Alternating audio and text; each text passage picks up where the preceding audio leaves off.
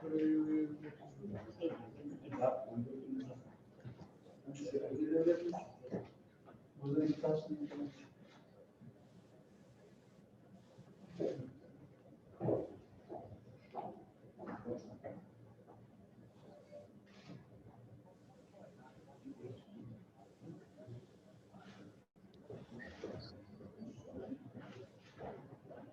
dan. Želim sve da vas pozdravim u Narodnoj skupštini Republike Srbije. Imamo drugu međunarodnu naučnu konferenciju, ovaj put, nažalost, zbog korone u mreži. 11. septembra, ako se sećate, prošle godine smo oni koji su učestvovali, ministar Dačić je učestvovali zajedno, da smo u maloj sali. Sada, nažalost, zbog ovakvih odnosa imamo online, imamo goste iz Amerike, ali ih imamo iz ambasade i na mreži. O srpsko-američkim odnosima. Pored mene koji otvaram skup, narodnog poslanika, sada u prethodnom mandatu sam bio šef Grupe prijateljstva sa Sjedinjenim Državama. Ja mislim da ćemo već verovatno narednih dana, ako ne iduće nedelje, krenuti u konstituisanje parlamenta, pa ćemo birati prvo odbore, a onda i ostala tela Skupštine i novu grupu prijateljstva. Naravno, organizator svega ovoga, uz malu pomoć Narodne skupštine, je Institut za nacionalnu i međunarodnu bezbednost, koji je sa nama i direktor Darko Trifunović.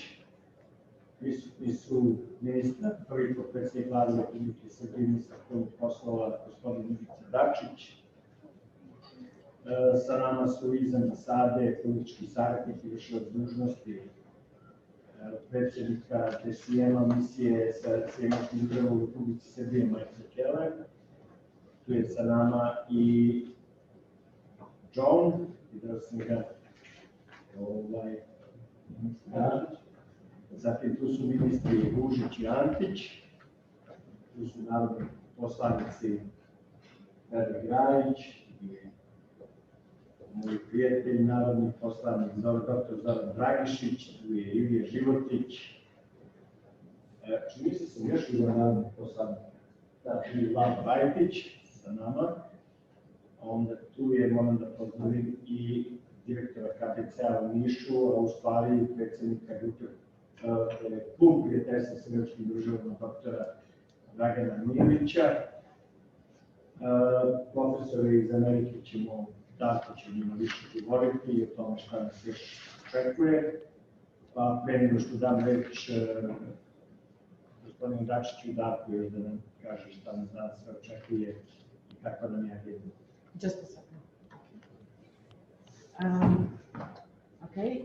Good afternoon. I'd like to bid you all welcome here to the National Assembly of the Republic of Serbia. We are now holding the second International Scientific Conference, which is unfortunately due to the coronavirus held online. Those of you who were present here last year, and Mr. Dacic remembers he was here, we used to have guests from America. Unfortunately, now we have no guests from America. They are online, but we have guests from the US Embassy here with us. We are going to speak about the US-Serbia relations. Until now, I have been chair of the US-Serbia Parliamentary Group of Friendship. And hopefully the next week we are going to constitute a new legislature, and we'll choose select committees, and then we'll choose a new parliamentary group of friendship and other parliamentary bodies.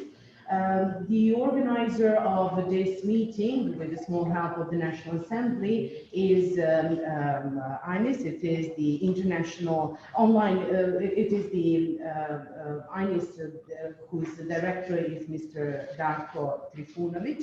And here with us are other prominent distinguished personalities, such as Minister Ivica Dacic, Deputy Prime Minister and the Minister of Foreign Affairs. Then this is here with us is also Mr. Michael Keller. He is a political counselor and deputy chief of the U.S. mission here in Serbia. John is here with us. I believe I've seen you, John. Minister Ružić, Minister Antić is also here with us. Then we have an MP, Member of Parliament Rajić Predrag, also Zoran Dragišić, my good friend. Ilija Životić is here, Lav Pajtić, also MPs are here with us. Also, there is a director of Niš Clinical Center here with us. He's also the head of the US-Serbia Club of Friendship. Dragan Milic is also here with us. I believe I've seen some other MPs. And before I give the floor to Mr. Darko Trifunovic, he will present other speakers from the US side and tell you more about that. Thank you. Hvala puno.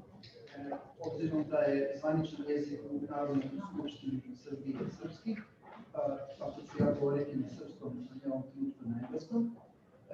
Želim da pozdravim profesora, naravno profesora Tanića koji je sa nama, profesora Milošinovića koji će također govoriti. Pre svega želim da pozdravim generala Harisa koji je odvojio vreme da i danas bude sa nama, gospodina Gregorija Koplija, velikog prijatelja našeg naroda koji je mnogo uradio na srpsko-američkom prijateljstvu, srpsko-australijskom prijateljstvu, profesora Johna Novikosa, direktora instituta i evropske studije. Koliko vidim na vezi sa nama je dr. Moore iz Notre Dama, posebno i njega također pozdravljam, profesora Kuzmanovića, direktora arhiva Vojvodine, koji će također štampati našu monografiju, drugu po redu posvećenu srpsko-američkim odnosima. Koliko vidim sa nama je i profesor Goldman, profesor Jonathan Levy, ako se ne varam, i izvinjam se ako sam nekoga propustio, ali također želim da se zahvalim, nažalost je možda i na kraju, Narodnoj skupštini, što nam je po drugi put omogućila da organizujemo ovu konferenciju, Američkoj ambasadi u Beogradu, Darku Obradoviću i čitavom timu koji je naporno radio da do ove konferencije i doći. Želim da poželim svim učesnicima uspešnu konferenciju i nadam se da ćemo nakon ove konferencije prikupiti i radove kako bi štampali i tu drugu monografiju. Good afternoon. Since the official language of this conference is Serbian, I'll be speaking in Serbian at the moment. I'd like to welcome here Professor Tanić, Professor Milošinović, General Harris is here with us, Gregory Copley, who has been a great friend of Serbia and has done a lot to improve Serbian-US and Serbia-Australia relations.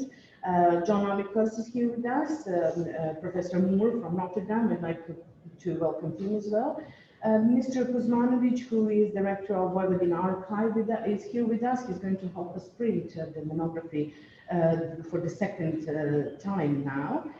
Then Professor Mr. Goldman, Levy is here. I'm sorry if I have omitted anyone. And last but not least, I'd like to thank the National Assembly for providing us with an opportunity to organize for the second time this international conference. I'd also like to thank the US Embassy and Mr. Darko Obradović, who have facilitated the organization of this conference.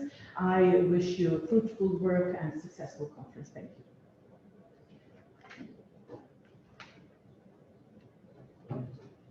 Thank you. Hvala svima.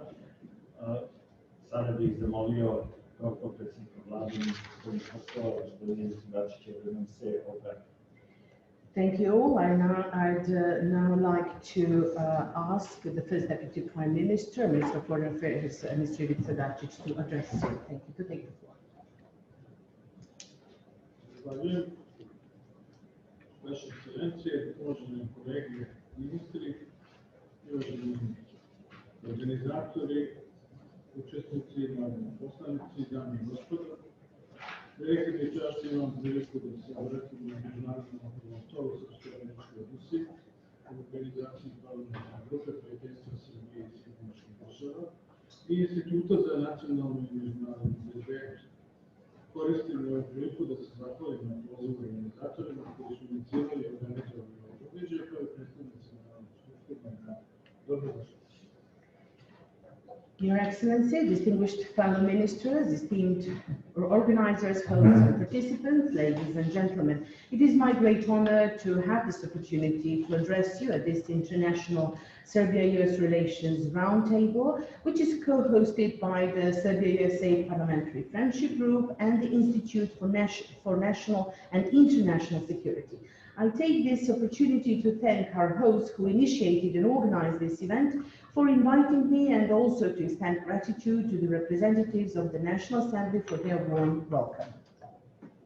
Dozvolite mi kao ministar spoljnih poslova da, bez obzira što nisam organizator, da pozovem da mi to čitanje imam poštovanje stradanja terorističkom pitanju Srbije, koji su se dogodili upravo na današnji dan tačno 19. Allow me, first of all, although as a Minister of Foreign Affairs, and although I'm not an organizer, please allow me to propose that we observe a moment of silence and pay respect to the victims who lost their lives in the terrorist attack against the USA 90 years ago on this very day.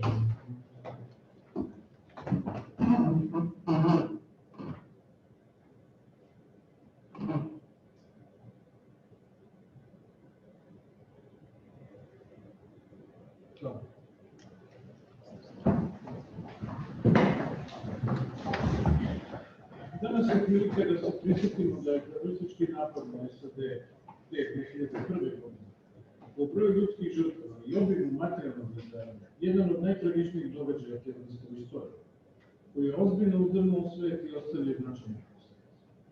Ovaj događaj podsjetio nas je na važnost vrednosti poput slobode, bezbednosti i mira, kao i na imperativ očuvanja upravo tih vrednosti kroz solidarnost i saradnju na globalnom. This today is an opportunity to recall that in view of extensive loss of life and material damage, the 9/11 terrorist attacks against the USA was one of the most tragic events of all times, which shook the planet to the core and left major consequences. This event is a reminder of the importance of the values of freedom, security and peace, and of the imperative to preserve those values through solidarity and cooperation at the global level. Današnji skup se održava po mnogo čemu specifičnom trenutku, jer se nalazimo u okolnostima globalne pandemije COVID-19, čije konačne razmere nam još uvijek nisu poznate. Dok sa druge strane, ova godina jeste izborna godina u obe zemlje. Znači, kod nas je bila izborna godina, sada je to da su pripremljeni za izbore u SAD, što značajno utiče na unutrašnju političku dinamiku i u Srbiji, i u Serbian-American Relations. Today's event is held in circumstances that are unique in many ways, in that it takes place against the backdrop of the global COVID-19 pandemic, whose full impact is yet unknown, while on the other hand, this is an election year in both of our countries. We have had elections in our country this year, and there are preparations for the elections in the US.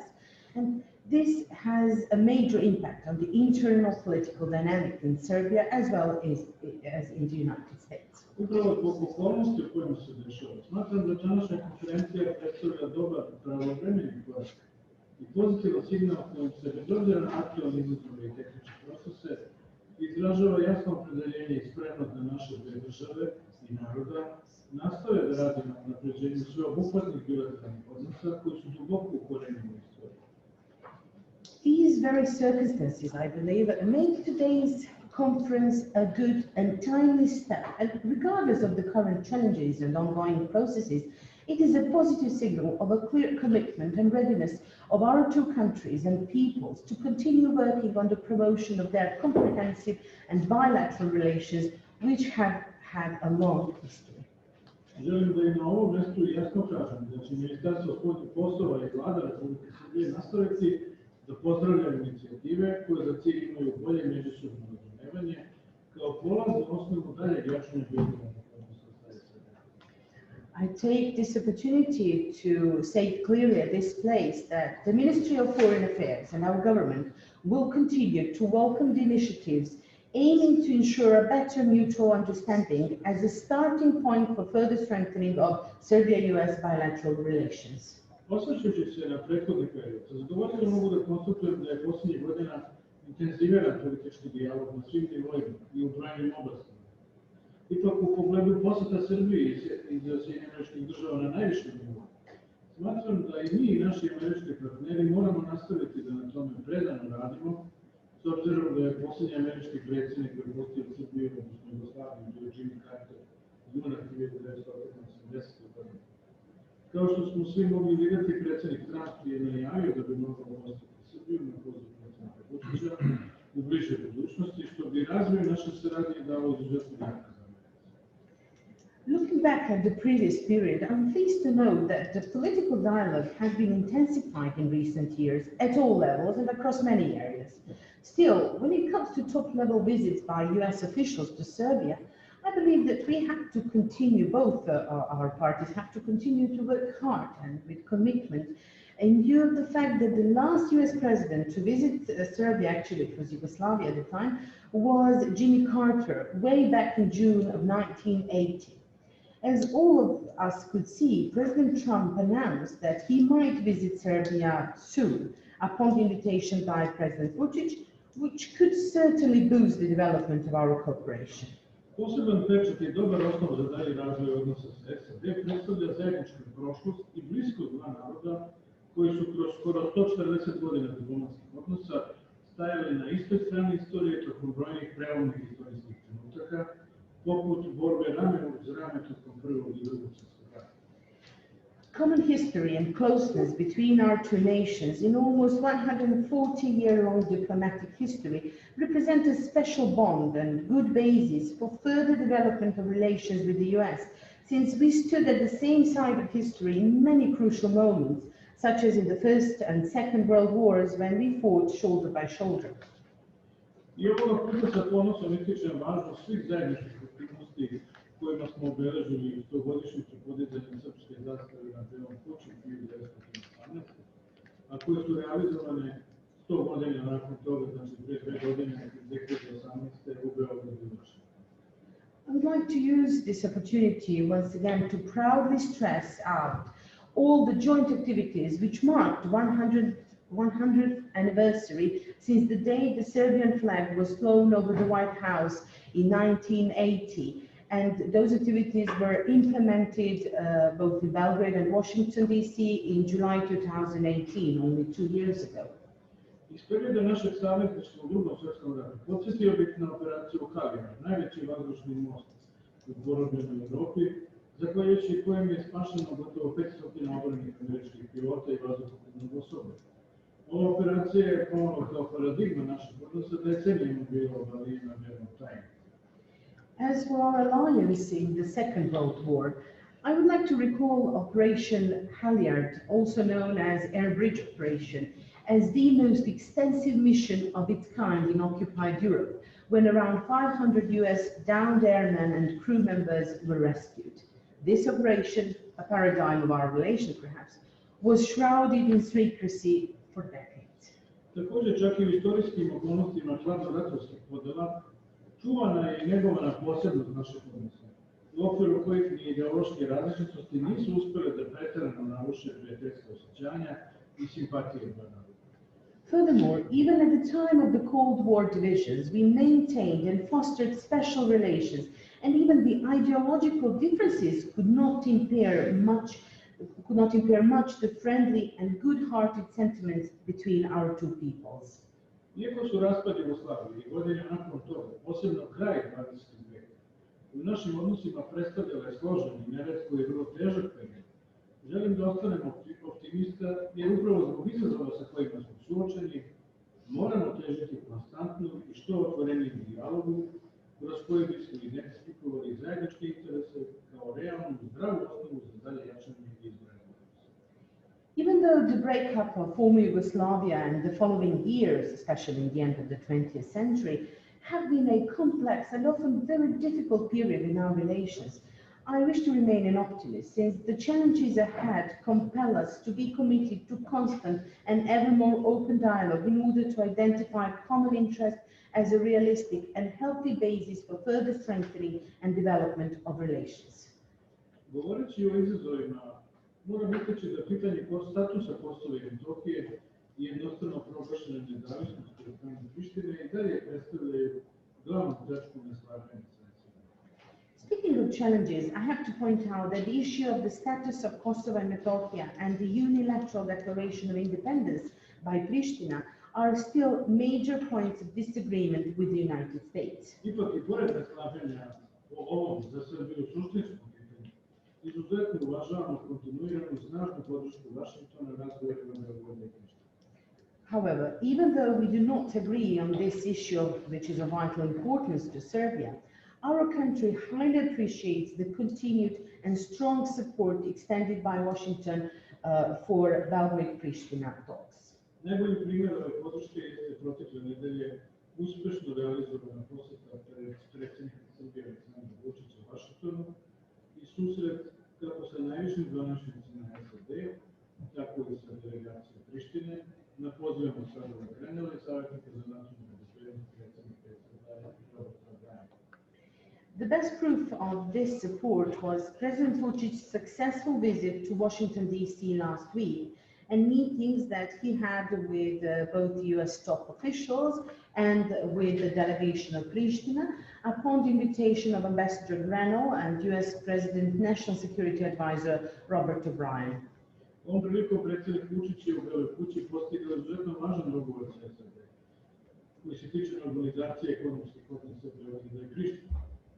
Ovaj dogovor otvara nove mogućnosti za saradnju sa Prištinom, a što se tiče njegovog dela koji se odnosi na saradnju sa SAD, istakao bih da je dogovoreno i otvaranje kancelarije razvojne finansijske korporacije SAD u Beogradu, jedine takve u regionu, što predstavlja veoma važan novi kvalitet u našim odnosima.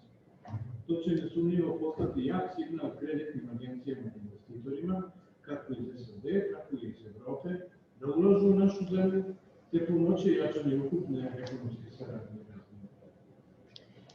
On this occasion, President Vučić at the White House came to a very important bilateral agreement with the United States regarding the normalization of economic relations between Belgrade and Pristina. This agreement opened new opportunities for cooperation with Pristina. As for cooperation with the United States, I would like to underline that an office of the U.S. International Development Finance Corporation will be opened in Belgrade, the only in the region, giving our relations a new and highly important quality. No doubt, it will send a clear signal to both U.S. and European credit agencies and investors to do business in our country and facilitate strengthening of overall economic cooperation and trade. Tokom posete predsjednik Vučić je imao bilateralni sastanak sa predsjednikom SAD Donaldom Trumpom, na kome su razmotrena pitanja unapređenja bilateralnih i ekonomskih odnosa dveju zemalja. A kao što sam već istakao, predsjednik Trump je izrazio spremnost da poseti Srbiju, što je veoma važno političko. During the visit, President Vučić had a bilateral meeting with the US President Donald Trump. They discussed the issues in connection with the promotion of bilateral and economic relations between the two countries. As I said earlier, President Trump expressed his willingness to visit Serbia, which is a very important political message. Srbija ostaje potpuno otvorena za nastavak razgovora sa Prištinom, pri čemu SAD i Evropsku uniju vidi kao ključne partnere u procesu postizanja trajnog i održivog rješenja prihvatljivog za obe strane. Serbia remains fully open to further talks with Pristina, considering the United States and the EU as key partners in the process towards reaching a lasting and sustainable solution acceptable to both sides. Postoji čitav set oblasti u kojima su podudarni interesi naših zemalja. Posebno bih istakao strateško opredeljenje Srbije za punopravno članstvo u Evropskoj uniji, u čemu imamo konstantnu i snažnu podršku naših američkih partnera. There is a whole set of areas where the interests of our countries are in full alignment. I would like to underline in particular the strategic orientation of Serbia towards full membership in the European Union, for which we enjoy a constant and firm support of our American partners. Saradnja na regionalnom nivou, ali i bilateralno sa SAD, nastavlja se i u pogledu izazova poput migrantske krize, borbe protiv organizovanog kriminala i međunarodnog terorizma. Posebno bih istakao problem državnog partnerstva Srbije i nacionalne garde Ohaja, koji postepeno i striktno vojne prerastaju u sferu civilnosti.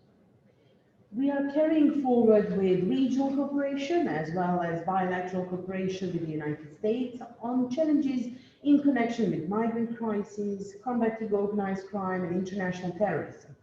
I would particularly like to underline the state partnership program between Serbia and the Ohio National Guard. From strictly military, this cooperation is gradually expanding to civilian cooperation as well. Zahvalni smo SAD na razumijevanju i podršci koje nam pružaju kad je reč o regionalnoj saradnji, a posebno u vezi sa našim inicijativama kao što je mini Schengen, koje za cilj imaju dobrobit čitavog regiona. We are grateful to the United States for the understanding and assistance extended to us in terms of regional cooperation, and in particular to the initiatives such as mini Schengen, designed to benefit the entire region. Međusobna solidarnost i razumijevanje tokom aktualne pandemije COVID-19 potvrdili su prijateljske bilateralne odnose sa SAD. Srbija je sa svoje strane pomogla oko repatrijacije više desetina američkih državljana, organizujući 2 leta do Los Angelesa i do Washingtona, dok su SAD pomogle brojnim donacijama na čemu smo veoma zahvalni. Solidarity and mutual understanding during the current COVID-19 pandemic reaffirmed the friendly bilateral relations with the United States. For its part, Serbia assisted the repatriation or evacuation of several dozen US citizens by organizing 2 flights to Los Angeles and Washington, D.C., while the USA helped us with many donations for which we are very thankful. Želimo i dalje jačanje ekonomske saradnje, koja nažalost zaostaje za realnih mogućnosti. Iako robna razmjena sa SAD posljednjih godina beleži porast, na ovom pitanju ćemo svakako i u buduće aktivno raditi. Naš cilj je da kreiramo povoljan ambijent u kome bismo po okončanju aktualne zdravstvene krize mogli zajednički da radimo na jačanju ekonomske saradnje i ulaganja, čemu će nesumnjivo pomoći i profesionalna poseta predsjednika Vučića Vašingtona. We would like the economic cooperation to be further strengthened because it regrettably does not correspond to the actual possibilities. Although commodity exchange has been on the increase over the past years, this is an issue which we shall continue to be fully engaged in. Our goal is to create a favorable business environment which would enable us, once the current health crisis is over, to jointly work on strengthening economic cooperation and investment, to which recent President Vučić's visit to Washington will surely give an impetus. Oblasti poput informacionih tehnologija, energetike i rudarstva, poljoprivrede, ali i drugi vidovi saradnje i projekti poput praćenja radova, saradnje univerziteta, turizma, povezivanja malih i srednjih preduzeća i privrednih komora, također su značajna polja saradnje na koje moramo još posvećenje. Areas like information technologies, energy and mining, agriculture, and other forms of cooperation and projects like sister city initiatives, university cooperation, tourism, connecting small and medium-sized businesses and chambers of commerce are also important fields of cooperation which require more dedication in the future. Konačno, ne smije se zaboraviti ni značaj srpske dijaspore u Evropi, čiji su predstavnici poput Nikole Tesle i Mihajla Pupina približili Srbiju u Americi, a njihova naučna dostignuća dodatno povezala naše 2 naroda, istovremeno dajući i nemjerljiv doprinos čovečanstvu. Uz Teslu i Pupina i mnogi drugi američki Srbi, poput Đorđa Fišera i Đorđa Šagića, koji je u zvaničnim evidencijama pre više od 200 godina kao srpski ustanik krenuo u Ameriku i učestvovao u Teksaškoj revoluciji i praktično bio prvi Srbin koji je došao u SAD.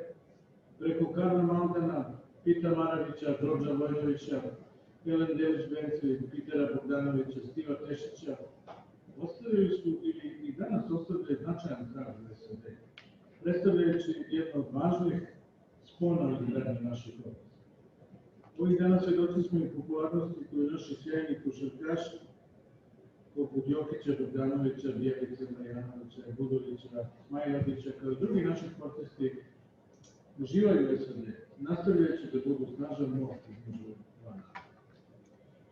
Finally, we should not forget the importance of Serbian diaspora in the United States. Outstanding figures like Nikola Tesla and Mihajlo Pupin, who brought Serbia and the United States closer together, while their scientific achievements, in addition to bringing our peoples together, made an immeasurable contribution to mankind. In addition to Tesla and Pupin, there are other notable American Serbs like George Fisher, aka George Shagic, who, according to official records, traveled to America 200 years ago as a Serbian rebel and took part in the Texas Revolution. So he was actually the first Serb to arrive to the USA. We should also mention Karl Malden, Pete Warevic, George Vojnovic, Helen Delic Bentley, Peter Bogdanovic, Steve Tashic, and others who have left or are still leaving an indelible mark in the United States as an important link in building relations between our two states. These days, we have witnessed the popularity enjoyed in the USA by our outstanding basketball players like Jokic, Bogdanovic, Bjelica, Marjanovic, Guduric, and Smailagic, as well as other athletes, creating a powerful bridge between our two nations. Na kraju, još jednom bih pozdravio aktivnosti parlamentarne grupe prijateljstva Srbije i SAD, kao i Instituta za nacionalnu i međunarodnu bezbednost, koji pokazuju da geografska udaljenost nije nužno prepreka za jačanje veza, te da uz obostranu želju i zajedničko zalaganje ovakve inicijative i u narednom periodu mogu doprineti jačanju saradnje na svim poljima i pomoći da ona zadrži aktualni uzlazni trend. I Okay. In conclusion, allow me to once again commend the activities of the Serbia-USA Parliamentary Friendship Group, as well as of the Institute for National and International Security, as a clear indication that geographic distance is not necessarily an impediment to strengthening the ties. With mutual commitment and effort, such initiatives may contribute to advancing cooperation in all fields in the future, as well as help maintain the current upward trend.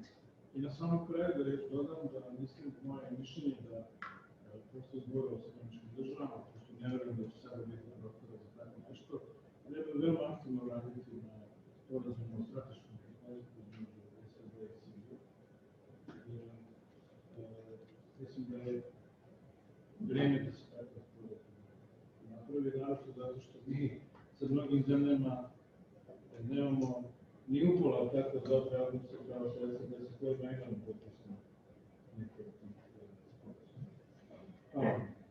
And finally, in my opinion, I believe that after the elections in the US, I don't think now there is time for this, but after the elections, I believe we should work hard and commit ourselves to reaching an agreement on strategic partnership between Serbia and the US. I really believe it's high time for this because we have such agreement with other countries which we do not have such a good cooperation as we have with the US. Thank you very much.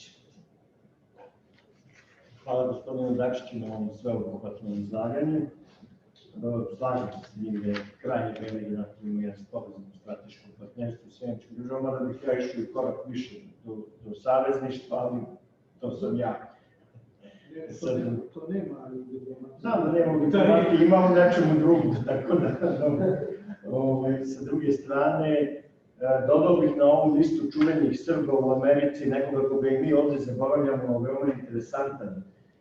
Radi se o čoveku koji se zove Richard Milanović, kome je otac bio Srbin, a majka Indijanka, koji ima spomenik u Kaliforniji i koji je uradio verovatno najviše za kolektivna i lična prava Indijanaca u Sjedinjenim Državama kao čuveni advokat. Sada bih želeo da... On je bio i poglavljica. Pa da, bio je po majici. Ali neko kaže da je crnogorac ili ne, ali nije bitno.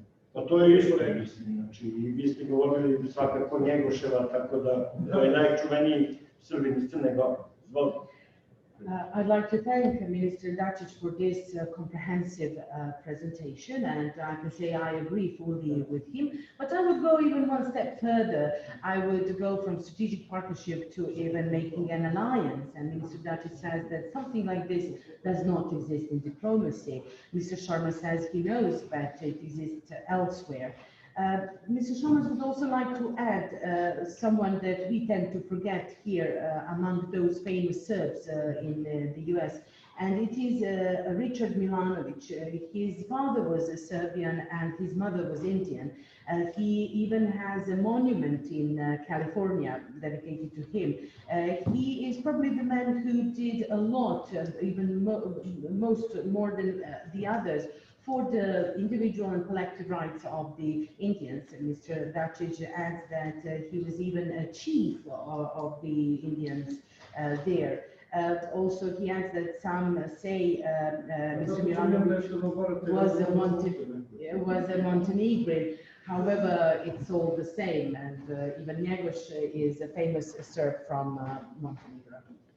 Sada bih želeo da najavim, veliko mi je zadovoljstvo i čast da najavim, generala John C. Harrisa, koji je prošle godine ovdje bio sa nama na prvoj konferenciji koju smo organizovali, koji je komandant nacionalne garde Ohaja, institucije koja sa našom vojskom sarađuje već skoro 2 decenije, veoma uspešno. I ako mogu da dodam jednu ličnu notu, gospodine Harris, samo kada se spomene Ohajo, ja moram ovu, pa ja sam, izvini, moramo ponovo. Nisam uključio mikrofon.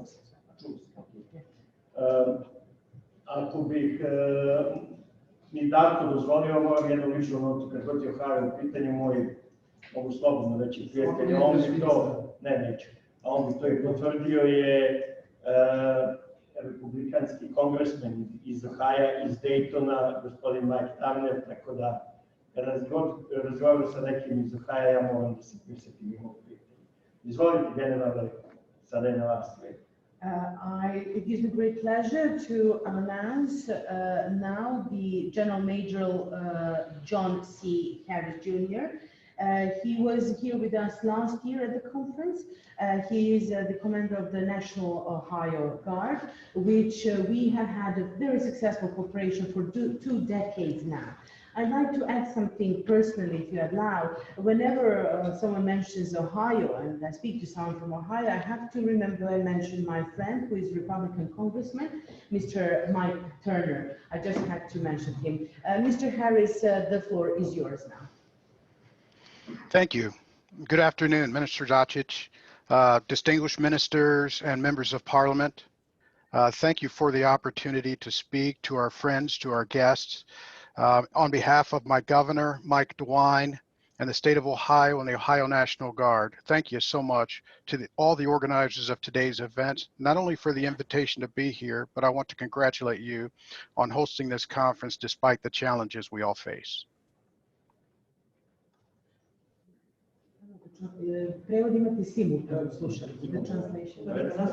The translation goes simultaneously for those who speak English, so you can speak freely without interrupting. Okay.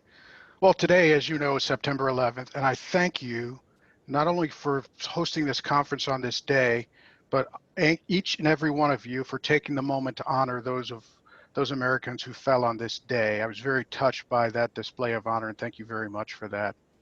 And it's on this day that we remember in the United States and pay tributes to the individuals that were lost or injured in this devastating attack.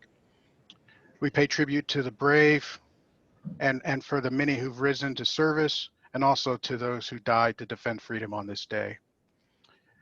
I'm reminded in this case of the story of a young man by the name of Bo Dobrzynski. Bo was a young soldier who was working in the Pentagon on that day. Bo was actually on the opposite side of the Pentagon, and for those of you who may have visited, you know it's an incredibly large building. He was so far away that he didn't even hear the explosion when it occurred. So Bo, when he was notified of the explosion, he ran all the way around the Pentagon. And again, the Pentagon is a massive, many blocks large building. He had to run so far that he found himself on the freeway, running down the freeway to get to the other side of the Pentagon. Yet he went there and spent the rest of the morning rescuing people from that building. And I'm just reminded of that deep spirit of selflessness and of service that I believe that's embedded inside each and every one of us that came out on that day. So in spite of the fact that we saw the very worst of evil on that day, we also saw the very best of humankind and the human spirit. This day reminds us that we have to work together to make this world a better place, reminds us of a century's global security challenges and the importance of strong alliances, the importance of strong security cooperation, and the importance of partnerships such as ours. From Ohio, I definitely bring a unique perspective to this discussion on U.S.-Serbian relations. It's 14 years of close military partnership between the Ohio National Guard and the Serbian Armed Forces they've created a special bond between our two institutions and between Ohioans and Serbians. With your Chief of Defense, General Mosilovic, we've risen through the ranks of our militaries together. We've observed our soldiers and airmen work together, and we've learned side by side to sharpen not only their military skills, but their global perspectives, which are so important. And many of our soldiers and our airmen have become lifelong friends. I was there during the very first Ohio delegation to Serbia to kick off this partnership. I had the opportunity to see firsthand the spirit of the people of Serbia. I have to confess I was overwhelmed during that first visit. I was overwhelmed by the magnitude of potential available between our two countries. I was overwhelmed by the general spirit of hospitality by the Serbian people, but I was also overwhelmed by the size and the scope of the global challenges that our two countries face together. And I've been visiting Serbia on and off ever since that very first visit. I can't express the great pride that I feel in celebrating that special connection and reaffirming our ongoing commitment to each other, to our shared goals. We all want the same things. We want a safe, stable, and prosperous world for our families and for our children. That's what we all want. So the success of our military partnership shows Serbia and U.S. are committed to partners in combating current security challenges. The joint peacekeeping training, cyber defense, disaster preparedness, important combined medical engagements. We share our strengths and weaknesses. We learn together, we get better together. Not only do we build our capabilities and interoperability, we build that very important mutual respect and admiration and most importantly, those long-lasting friendships upon which trust is based. It's no surprise that our military partnership has become the cornerstone of security relationships between the U.S. and Serbia. But our military partnership is just a piece of the bigger story between the U.S. and Serbia.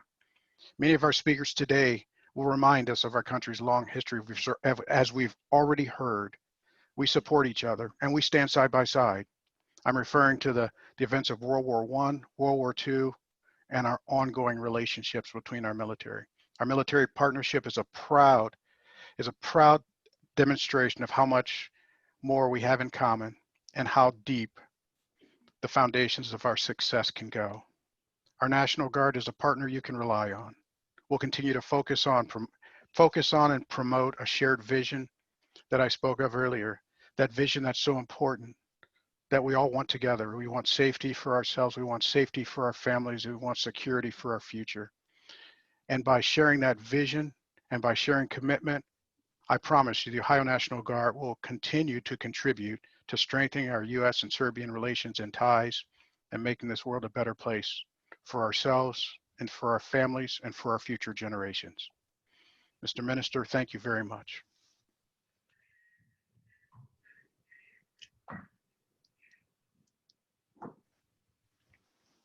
Hvala generalnoj tajnici.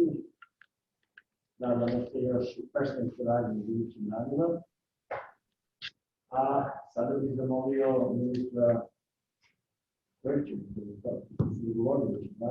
evo Aleksandra.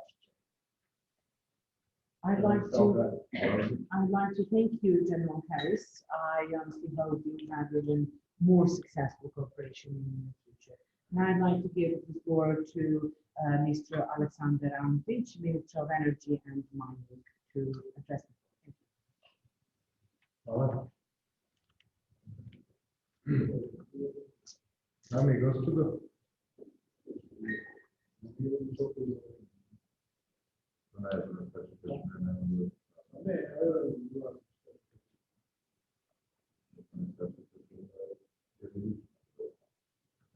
nećemo ništa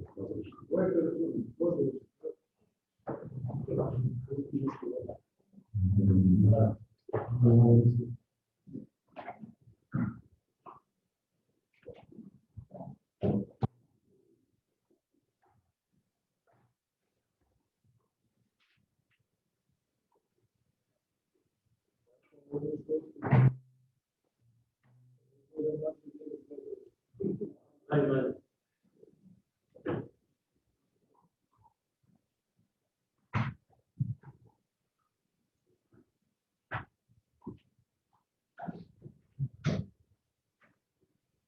i gospodo, uvaženi narodni poslanici, kolega ministre, poštovani učesnici konferencije, zadovoljstvo mi je da se danas obratim i da ujedno izrazim zahvalnost grupu prijateljstva sa Sjedinjenim državama i Institutu za nacionalnu i međunarodnu bezbednost, posebno gospodinu Šormazu i Trifunoviću, što nastavlja organizaciju konferencije o odnosima Republike Srbije i Sjedinjenih država.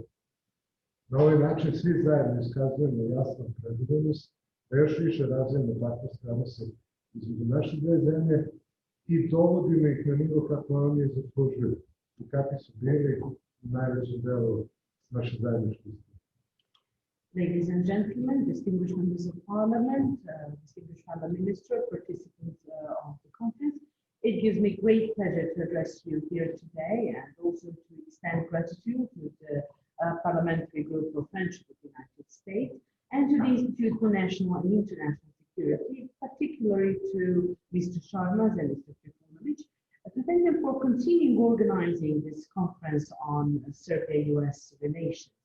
In this way, we can all together show our clear commitment to develop even further partnership relations between our two countries and to bring these relations to the level they deserve, to the level they have been at for the most part of our common history. Sasvim je razumljivo da se odnose Republike Srbije i Sjedinjenih država uglavnom posmatraju kroz političku, a potom i ekonomsku prizmu, jer to su oblasti u kojoj su oni najviše eksponirani i vidljivi. Ja ovdje želim da našu zajedničku pažnju posvetim oblastima energetike i rudarstva, jer s punim pravom mogu da konstatujem da su to oblasti u kojima naše dve zemlje sve intenzivnije sarađuju i što je posebno važno, naše dugoročno važnim istavom. It is quite understandable that Serbia-US relations are mostly observed through the political and then through the economic prism or aspect, because these are the areas in which these relations are most exposed and most visible. Here, I'd like us all to together pay due attention to the fields of energy and mining, because I may rightly note that these areas are those in which our two countries are developing a more and more intensive cooperation, which is particularly important for our overall relations, and it makes our overall relations important and stable on long-term basis. Po svojoj prirodi, projekti u oblasti energetike i rudarstva su dugoročni i ako želimo da budu uspešni, moramo na njima da sarađujemo konstantno i uporno kako bismo dobili obostrano željene rezultate. Mogu sa ponosom da kažem da su Republike Srbije i Sjedinjene države u ovim oblastima poslednjih godina pokazali partnerski odnos, što nagoveštava još bližu i plodotvorniju saradnju društva. The energy and mining projects are in its nature long-term projects. If we want these projects to be successful, we need to cooperate on them constantly and persistently if we want to achieve the mutually desired results. I may proudly say that the Republic of Serbia and the United States of America have been partners in these fields over the past few years, which indicates even closer and more fruitful cooperation in future. Mi veoma cenimo podršku Sjedinjenih država u pogledu diversifikacije izvora snabdevanja energijom, jer u tom dugoročnom procesu sadržan je jedan od bazičnih ekonomskih i razvojnih ciljeva Srbije, ali i čitavog regiona, imajući u vidu da energetika ne poznaje granice i da je energetska bezbednost zajednički interes svih nas. Ja sam na ovu temu imao brojne razgovore kako sa visokim zvaničnicima vlade Sjedinjenih država, tako i sa predstavnicima velikih američkih kompanija, tako da iz svih tih susreta nosim nedvosmislen utisak. U Americi imamo pouzdanog partnera kad je reč o našim naporima da obezbedimo diversifikaciju izvora snabdevanja energijom u skladu sa interesima Srbije i na tržišnim osnovama. We highly appreciate the support provided by the US to us with regard to diversification of energy sources, because this long-term process contains one of the fundamental economic and development goals of not only Serbia, but the whole region, as energy knows no boundaries, and energy security is a common interest of all of us.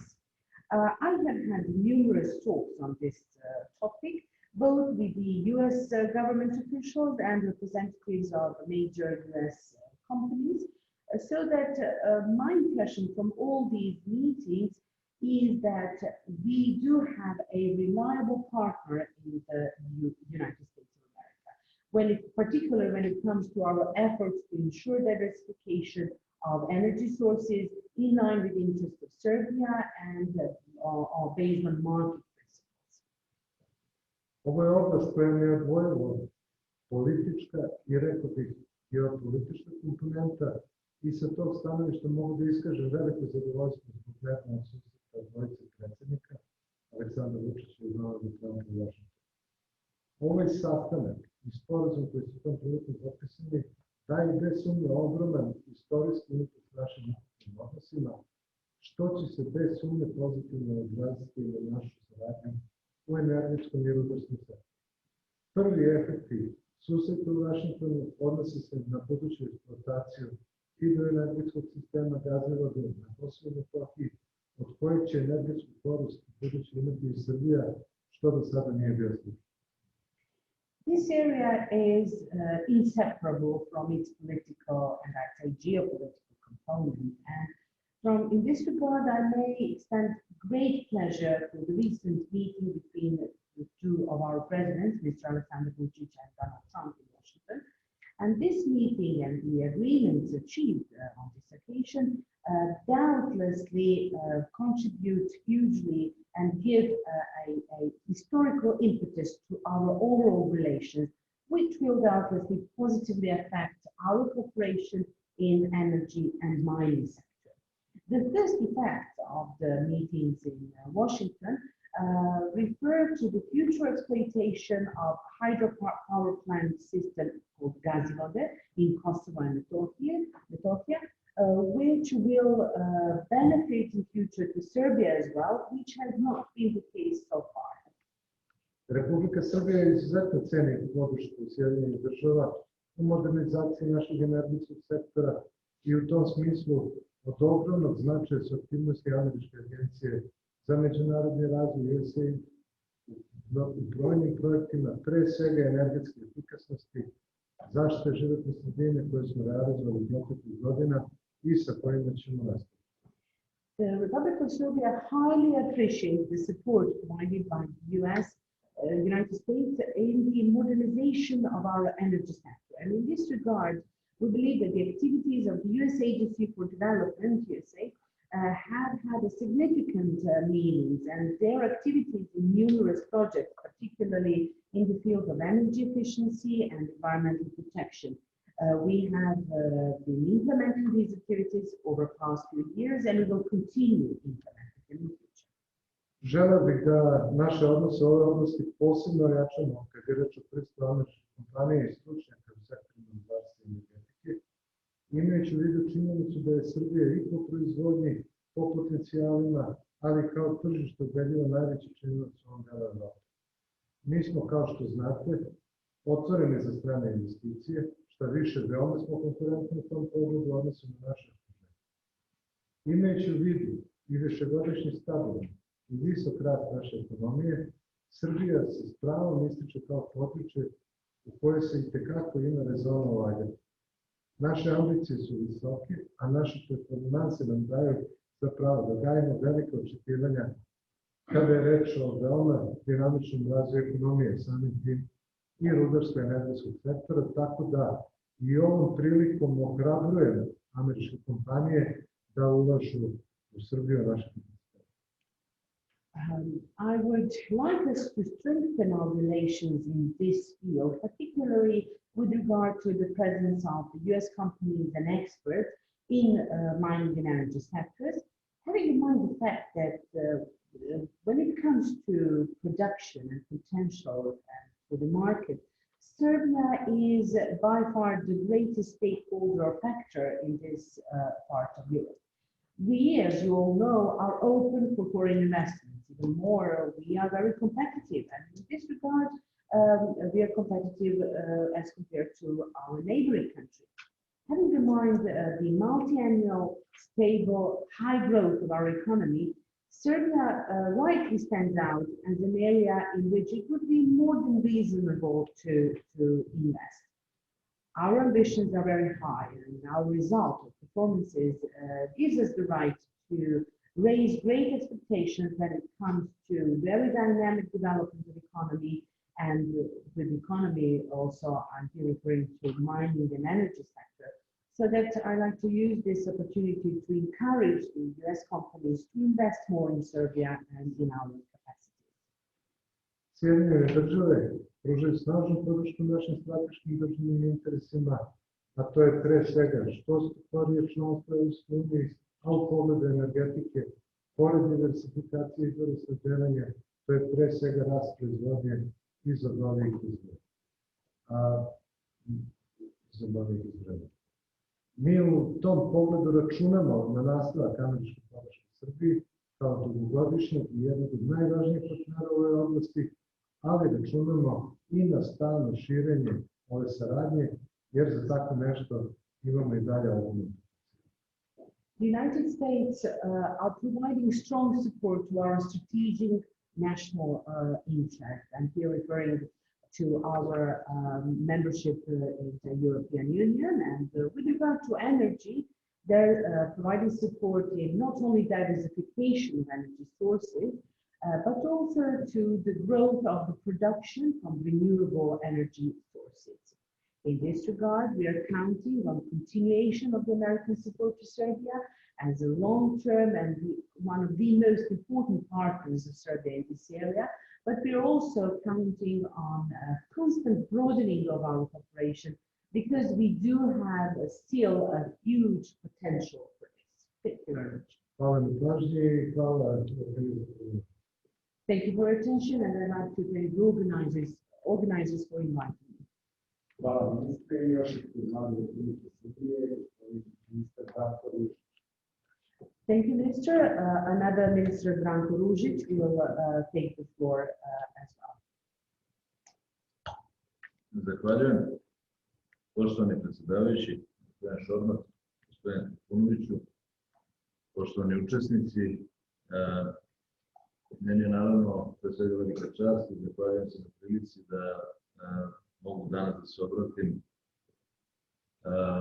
i ujedno iskoristim priliku da izrazim svoje najdublje saosećanje sa porodicama svih Amerikanaca koji su na današnji dan sećaju svojih bližnjih koji su izgubili život u terorističkim napadima na Njujork i Vašington pre 19 godina.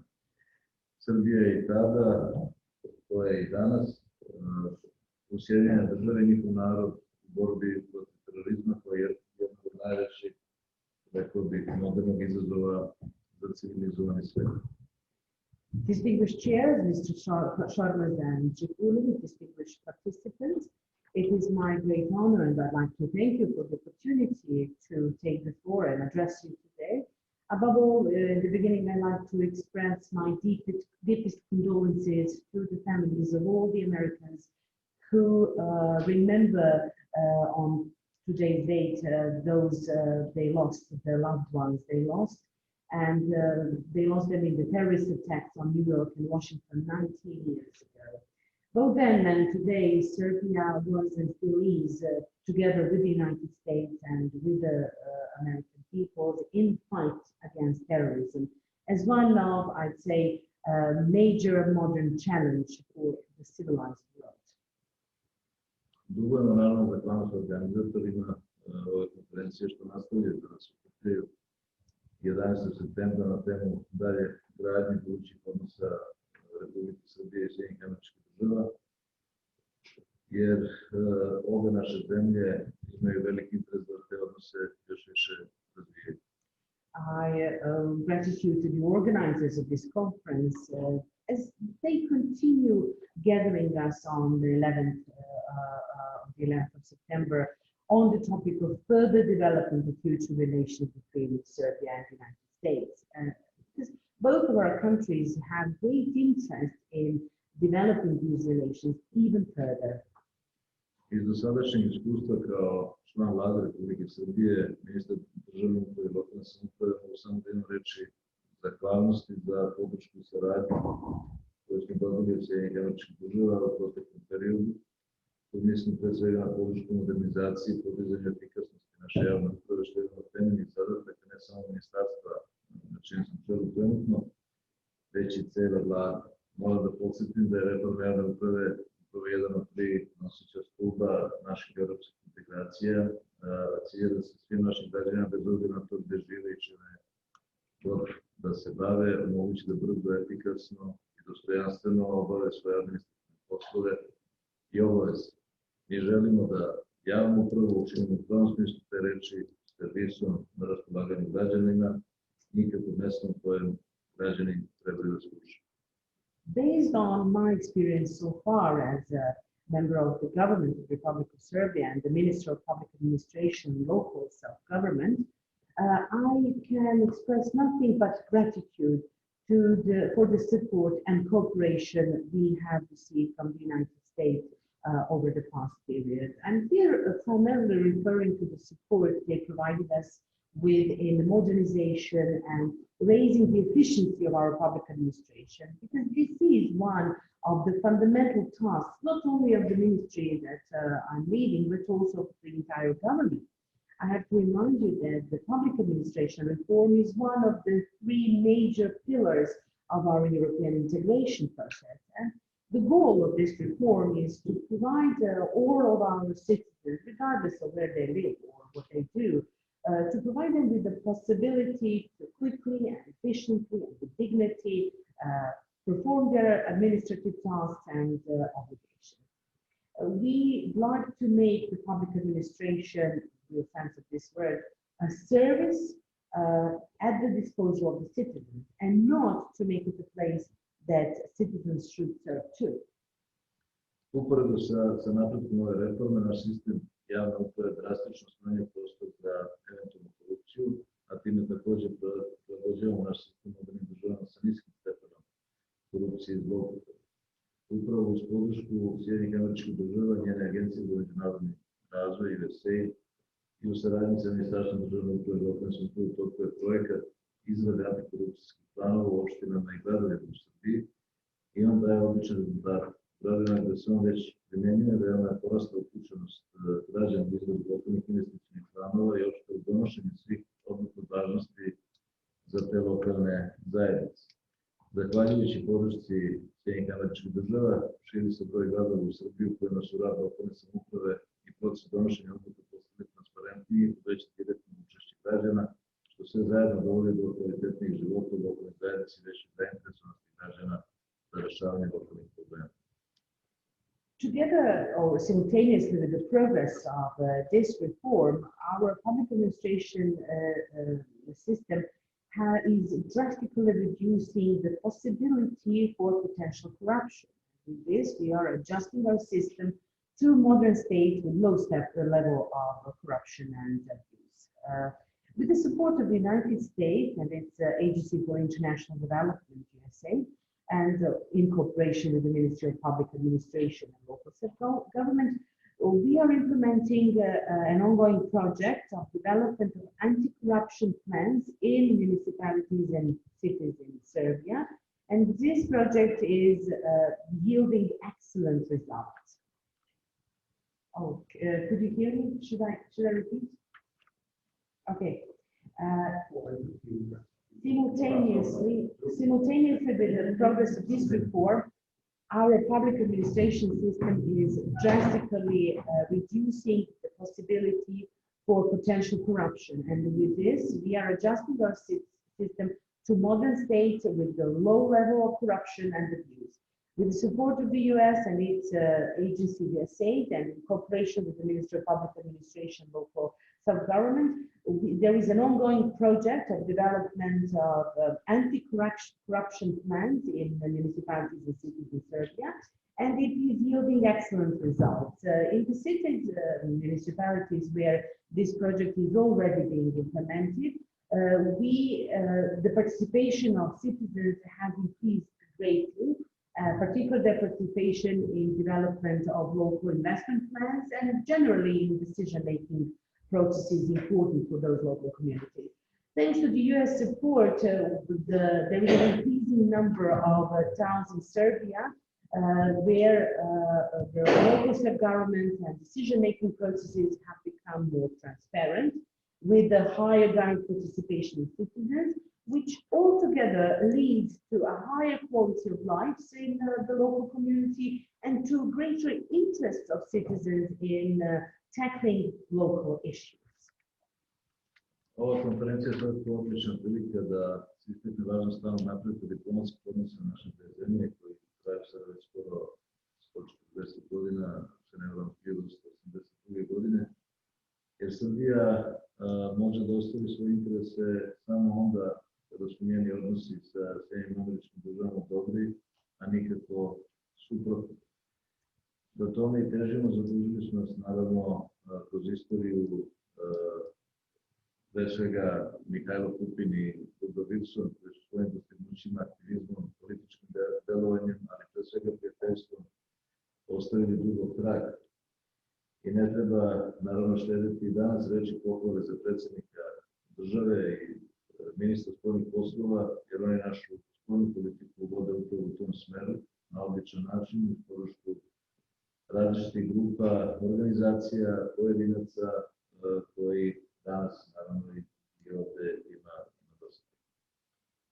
This conference is an excellent opportunity to point out the importance of constant improvement of our diplomatic relations between our two countries. And I believe these relations have lasted for almost 140 years since 1882, if I'm not wrong.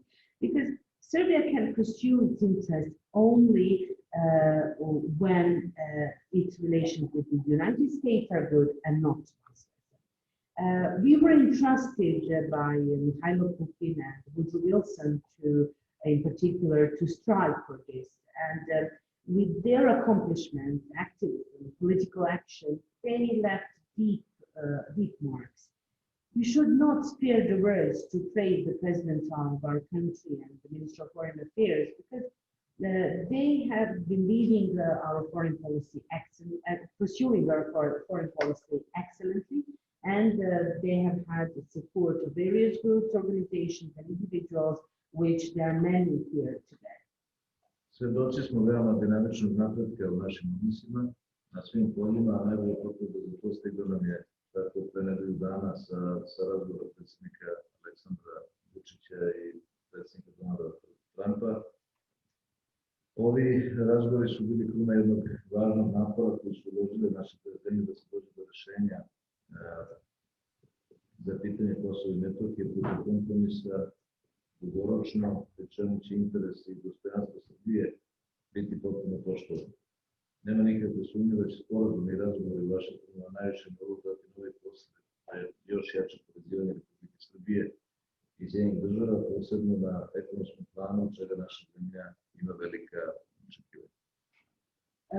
We are witnessing a very dynamic progress in our relations in all fields made recently, and the best affirmation of this arrived a week ago from the talks between the President Alexander Vučić and Donald Trump.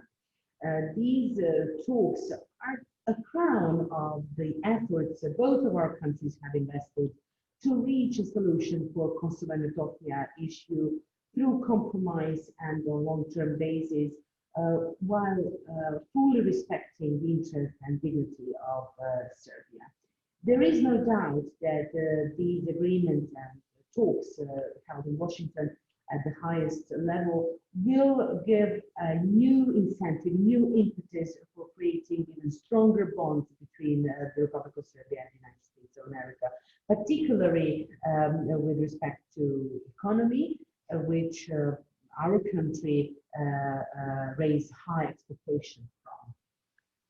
U tom svetlu naravno vidim i današnji skup kao obecnu želju da Srbija i Sjedinjene Države nastave da grade svoje partnerstvo, onako što su ga imale u najvećem delu svoje zajedničke istorije, kao bliski saveznici i narodi koji poznaju i poštuju jedno.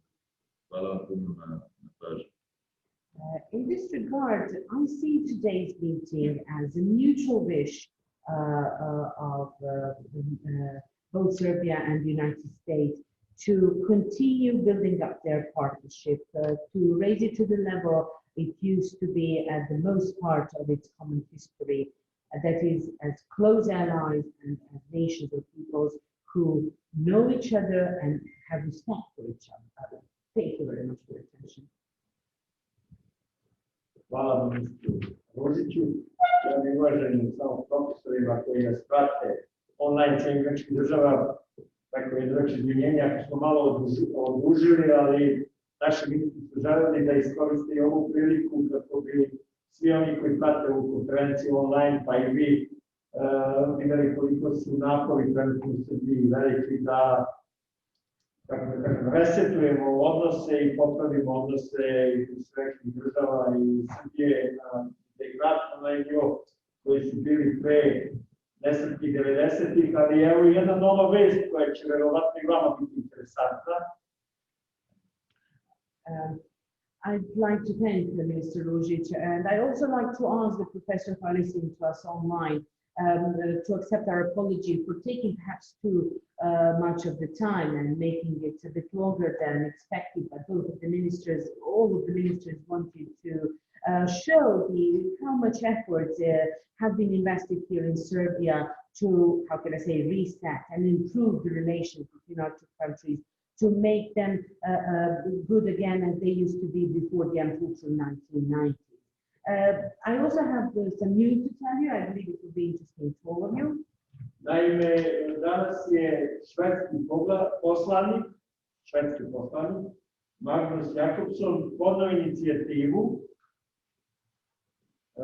za nominovanje vlade sjevernskih država, Srbije i privremenih institucija na Kosovu zbog nominovanja za Nobelovu nagradu za mir zbog onoga što je urađeno pre nedelju dana u Vašingtonu. Today, a Swedish MP, Magnus Jakobsson, nominated the US government, Serbia, and the provisional institutions in Kosovo and Metohija for the Nobel Prize for everything, for Nobel Peace Prize for all the effort invested and the achievements made recently in Washington. Sada bih zadovoljstvo da predstavim naših gosta iz ambasade Sjedinjenih država u Beogradu, gospodina Michaela Kellera, koji je politički savjetnik u ambasadi. Now it is a great pleasure to introduce Mr. Michael Keller, who is a political counselor and representative of the mission here in the Philippines. Thank you. Good afternoon, ladies and gentlemen, Mr. Ružić, Mr. Ružić, and members of Parliament, Major General Harris. Your participation in this important conference is a testament to the strength and forward positive momentum of the U.S.-Serbian relationship. On behalf of Ambassador Godfrey, thank you also to the organizers of the event, the Institute for National and International Security. Da imate prijevod, možete slušati. Congratulations on this, the second year of hosting this conference, highlighting our dynamic relationship. You've all done the important work to spread the truth that our two countries are strong exporters of stability, and we work together to reach our common goals. Today, September 11th, is a somber day of reflection and remembrance of the United States. Ja sam izgledao da i 11. septembra 1991.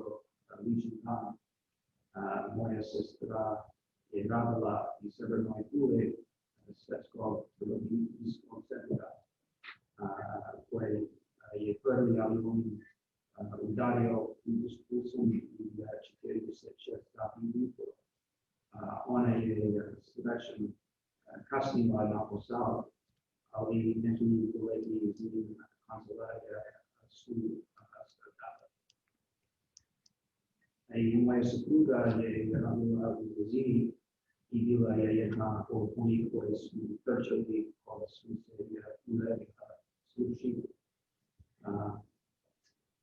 Dobro se srećem imao zero, ima stanica koja nije bilo dovoljno mjesta za sve stavimo. Također se jasno sjećam solidarnosti i zajedništva jednog grada, država i sveta koji su bili jedini.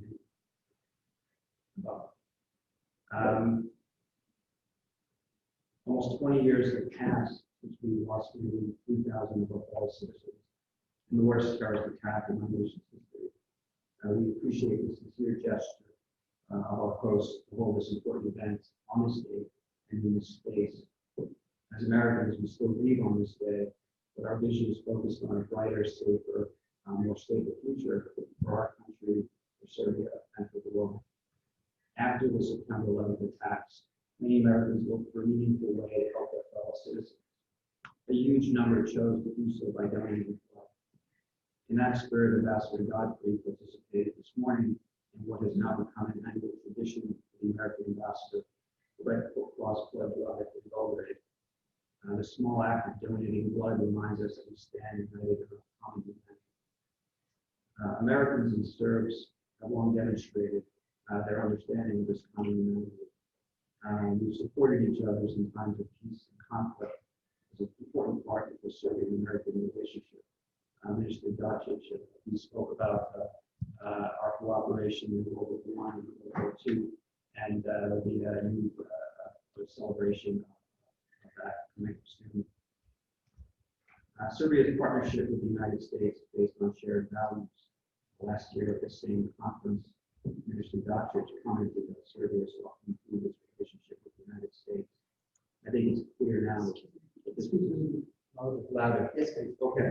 I think it is clear now that this was a sincere commitment.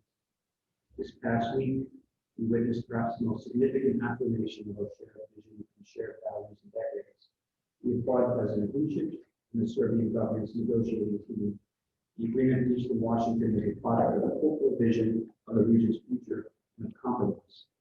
We recognize that these compromises were not easy, but at the same time, I'm certain that this demonstration of courageous and mature statesmanship can be a model for the entire region and help pave the road to Serbia's European future. To the hosts and organizers, on behalf of the U.S. Embassy and Ambassador Godfrey, thank you again for this sincere gesture and holding this event on this day. For your commitment to further strengthen. Thank you. Thank you, sir. Speaking about 9/11, I also was one of survivors of 9/11. I was the first secretary of the Bosnian mission to the United Nations, and I saw second plane.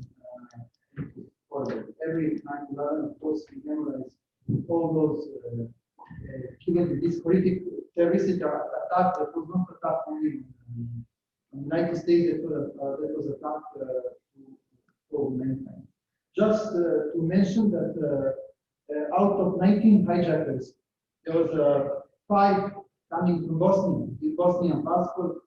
I will never forget this. Navav Kazni, Khalid Al-Mikta, Mohammed Al-Takalecha, Mohammed, and one I discovered in Abu Alman in front of our mission a few days before attack.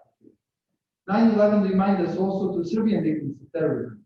From Kosovo, Bosnia, Al-Mujahid units in Bosnia, Abu Bakr Sidiq in Kosovo, and in past we had 2 units, one SS Hanjar division in Kosovo, and in Bosnia SS, I should say SS, established by Hitler, Sanjar division in Bosnia. So I see the history is repeat.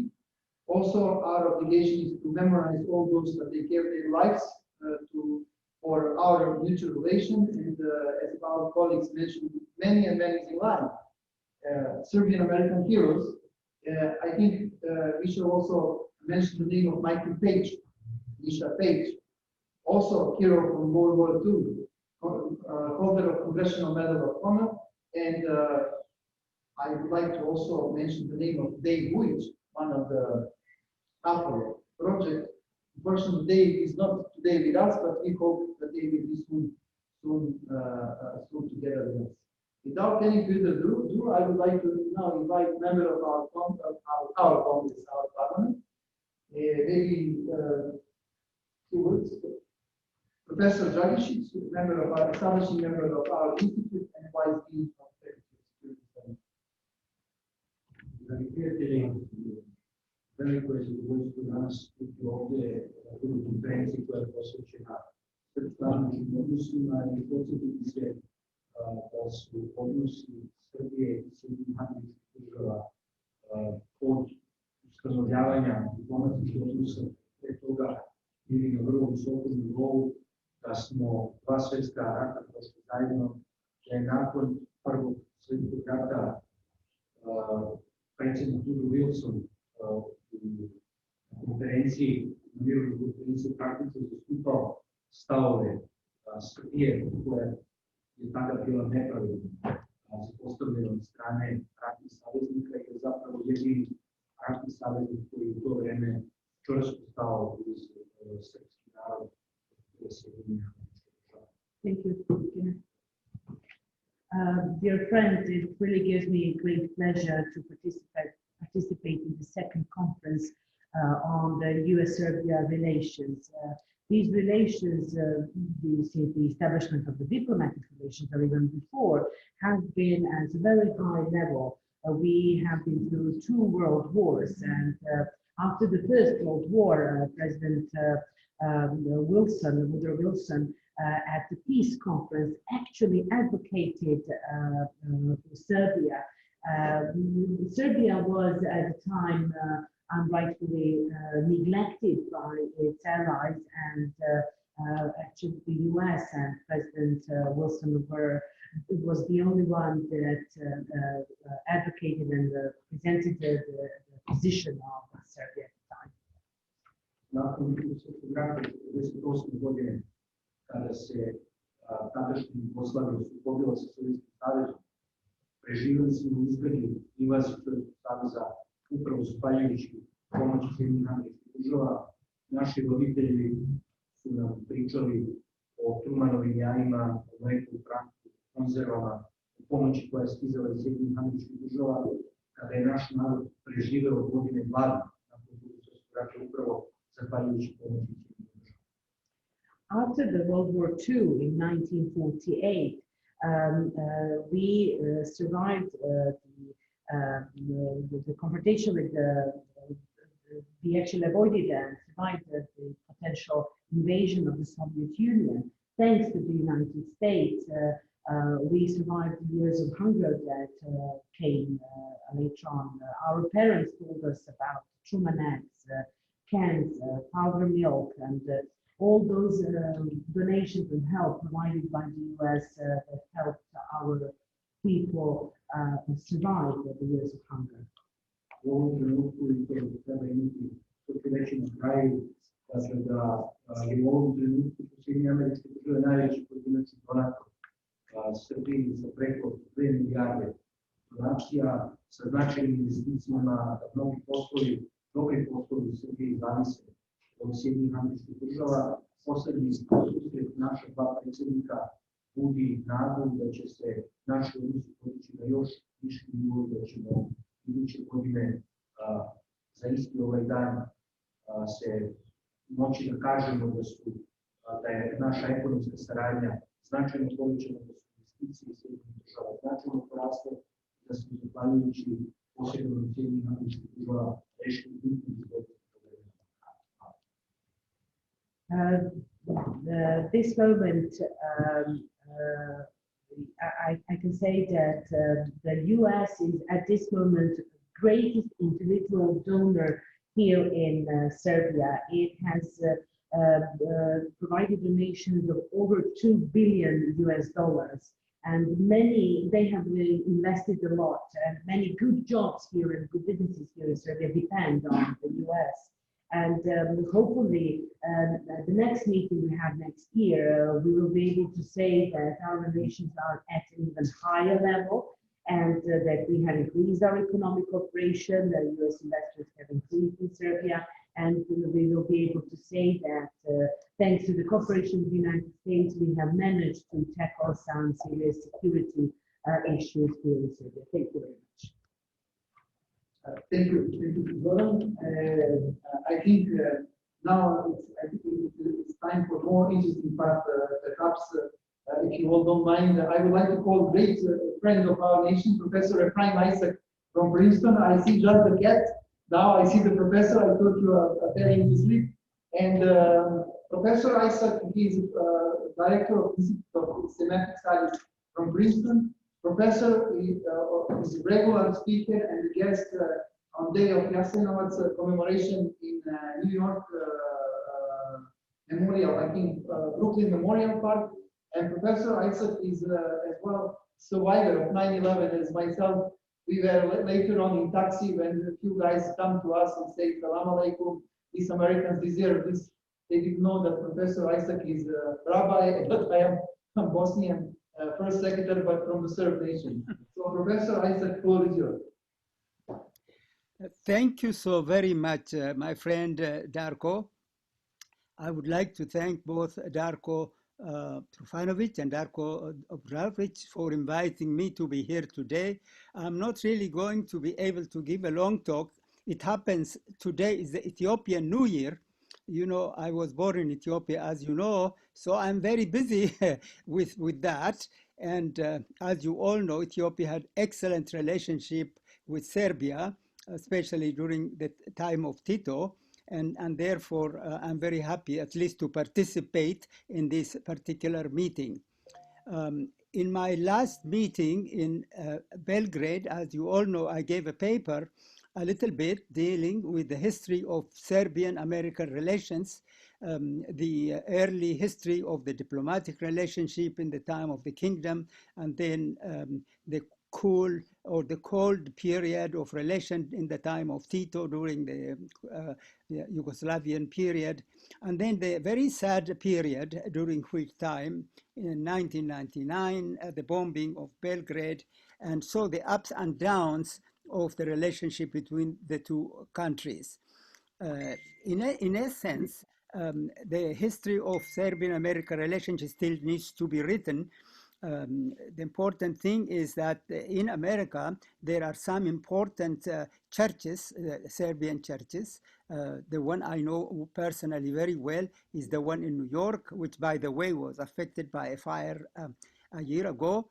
And then the other aspect that I've always felt was important is the problem of the unfortunate difficult period of relationship and the lack of good public relations. And maybe, in fact, today I will just touch upon a couple of things. One, the attempt to establish the Jasenovac Memorial Center in Brooklyn, New York.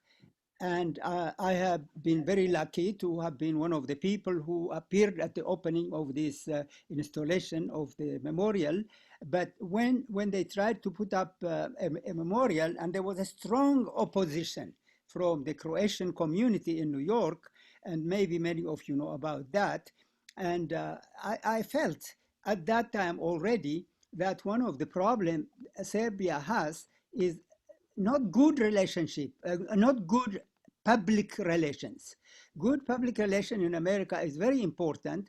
And so that was one example of the weak public relationship Serbia has in America, where the Croatians, however, managed to really get very strong publicity against establishing of Jasenovac Center. The second example I give you is recently a movie was shown in New York City at the American Sephardic Federation. I don't know how many of you know about this movie. It's called The Hug of Destiny. Are you familiar with that, Darko? Yes, yes, yes. The hug of destiny. The hug of destiny. The hug of destiny. It was made by a Croatian maker. His name is. Professor. Yes, we translate this Zagrljaj sudbine. So hard, yes. Yes. Yes, we know this. A movie by Jacob Sadler. Jacob Sadler. And in fact, a story was written in some place saying, again, the Serbians are behind in public relations. Why? Because this movie was shown at the American Sephardic Federation. And I'm sorry to say, I didn't see the movie ahead of time, although I'm on the board of the directors of the center. But when the movie was shown, the focus really was, it's okay. I mean, there are some positive things. It shows about the ancient relationship or the settlement of Jews, especially in near Pristina in Kosovo, in the village of Ulpiana. And it shows that in 1912 there were 3,000 Jews in Kosovo, and that they had excellent relationship, and then kind of reflects upon maybe the suffering of the people there, and the opposite about the Serbian people. So essentially, while there is a good deal of objective information in this movie, it was also trying to show the bad side of the Serbian people, which is unfortunate, and there has been a complaint about it, saying that where is Serbian public relationship when a movie like that is being shown? So in my in this short comment that I'll give, as I said, I'd already spoken in my last lecture about the Serbian Orthodox Church in America, about American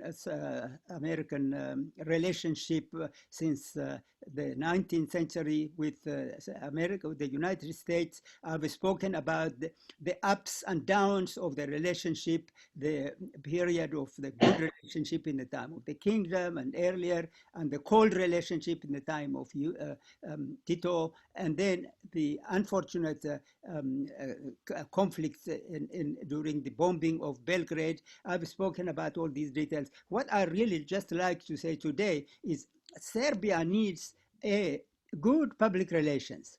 I remember during the bombing, during the war, there was a company in New York City, a public relations company, which was hired for $1 million by the communities, a Croatian community, I think, in New York.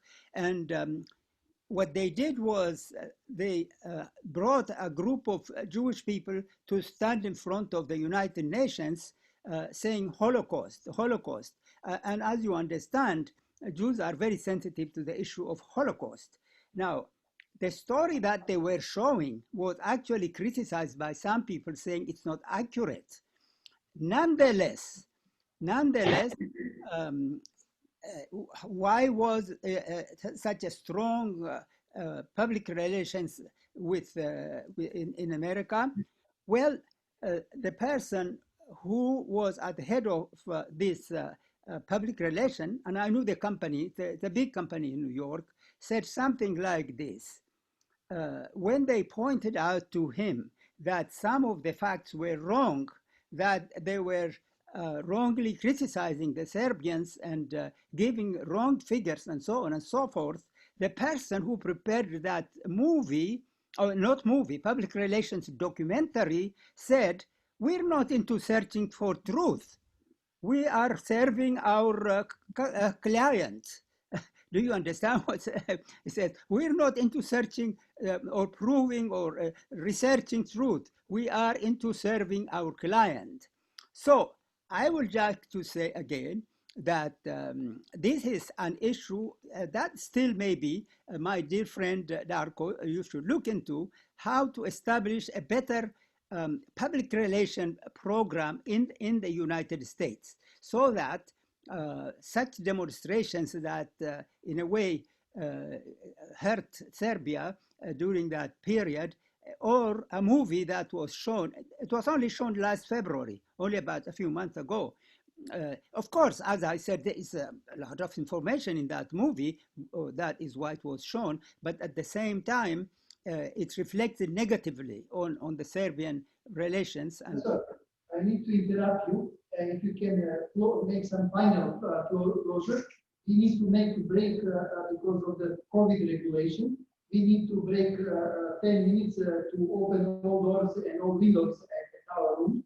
This is the regulation in the National Parliament. And if you can make some final conclusion, that we can make a break of 10 minutes and then we will continue with another speaker. Thank you for understanding. well, thank you very much. And that's really all I want to say today. And if there is any question, I'll be glad to answer. Thank you. Is that enough then, what I said? Yes, thank you so much, Professor. Toda raba and Shalom Shabbat, because it's Friday, I know you are tired. Okay. Because of time difference. My summary is Serbia needs good public relations organization. I don't know if there is a Serbian-American, like Jews have in this country, United Jewish Appeal, there is American Jewish-American Relations. I think Serbia needs to create in the United States a strong and American Sephardic relation, the Serbian relationship, and finding this information and having good public relations. That is where I want to end. Thank you, Professor. Thank you very much. Yeah, thank you very much. The message for other speakers, according to regulation, I will just inform we need to make a 10 minutes break to make some kind of ventilation of this call. This is the rule here, and we will see each other in the next 10 minutes. Thank Voila, you. voila, voila, voila.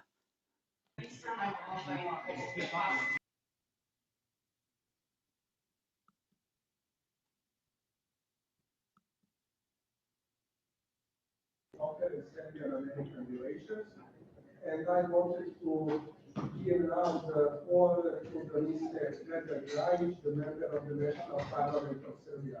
Mr. Rajic, the floor is yours. Thank you very much, Mr. Matović. Hvala lepo. Dame i gospodo, velika mi je čast što sam dobio priliku da govorim na ovako visoko cenjenom skupu.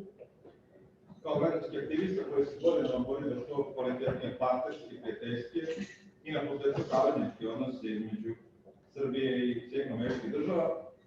Ovu čast koju su mi svojim pozivom ukazali profesor Darko Štunović, gospodin Šormaz, moj kolega iz Narodne skupštine, Darko Obradović, doživljavam kao satisfakciju za svoj rad, zalaganje i trud svih ovih godina. Ladies and gentlemen, I'm greatly honored to have this opportunity to speak before these highly distinguished participants. As a civil activist fighting for years for developing high quality relations, primarily partnership, friendship, and finally alliance between Serbia and the US, the honor that I have been given the honor I was given to participate here by invitation given to me from Darko Trifunovic and Professor Darko Obradovic and my colleague Šormaz. I see this as a satisfaction for my work, for my commitment and efforts I have invested for all these years. A boriti se za unapređenje srpsko-američkih odnosa nije lako.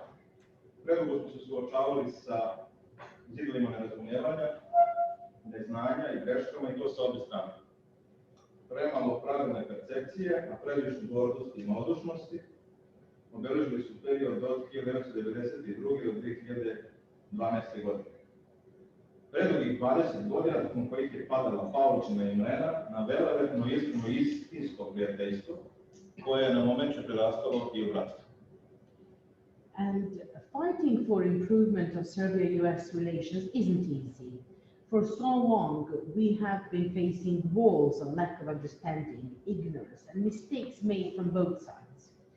Too little right perception and too much vanity and despondency marked the period from 1992 to 2012.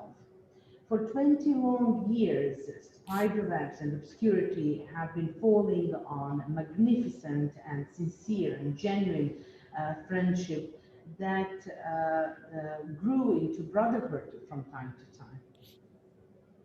Ni danas situacija je da nije samo pregornog rada, najiskrenije posvećenosti, eruditivnosti, genijalnog političkog uma, velikog iskustva i vanserijskog državništva jednog čoveka, Aleksandra Vučića.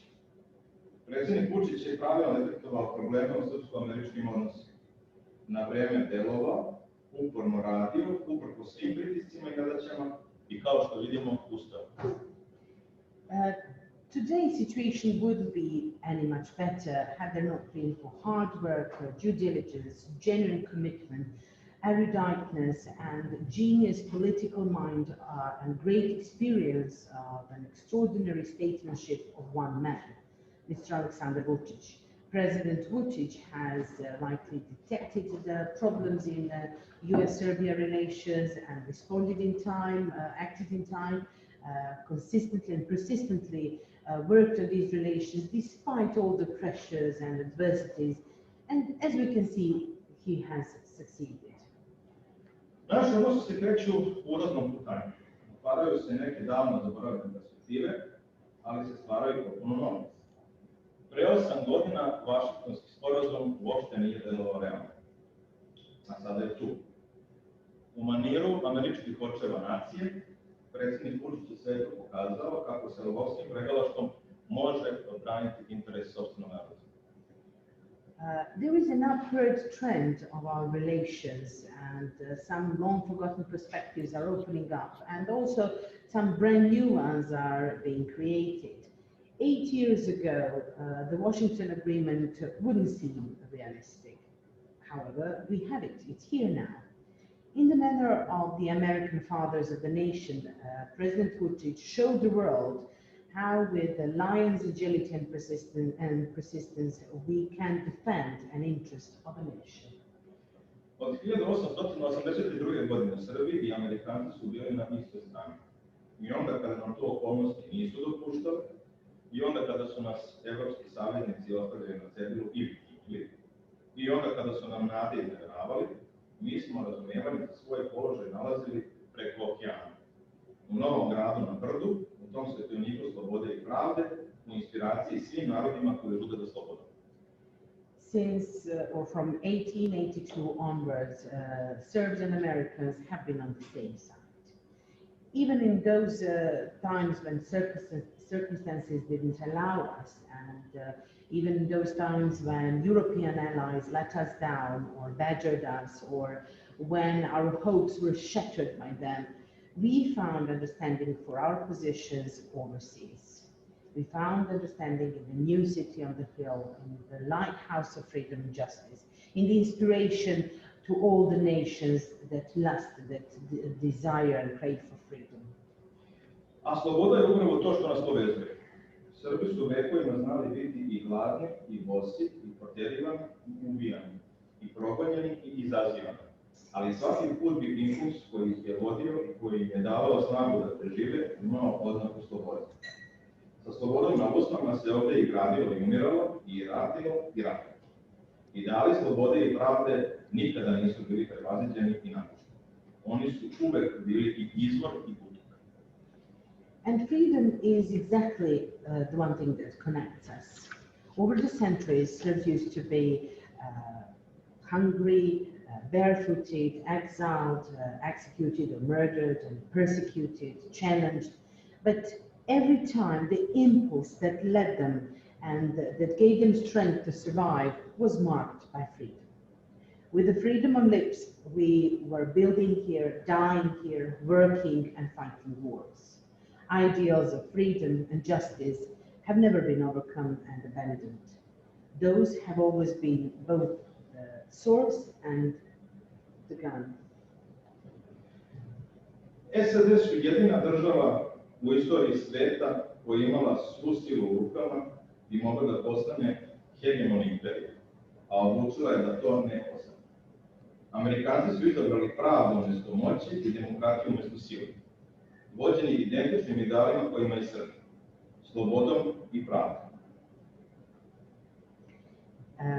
The United States is the only country in the history of the world that has had all the power in their hands and could become hegemon and imperial, but it decided not to. The Americans chose justice instead of power and democracy instead of force. Led by identical ideals as Serbs, it's freedom and justice. Srbija i SAD po mnogo čemu nisu uporedive države, ali Srbi i Amerikanci jesu uporedivi narodi.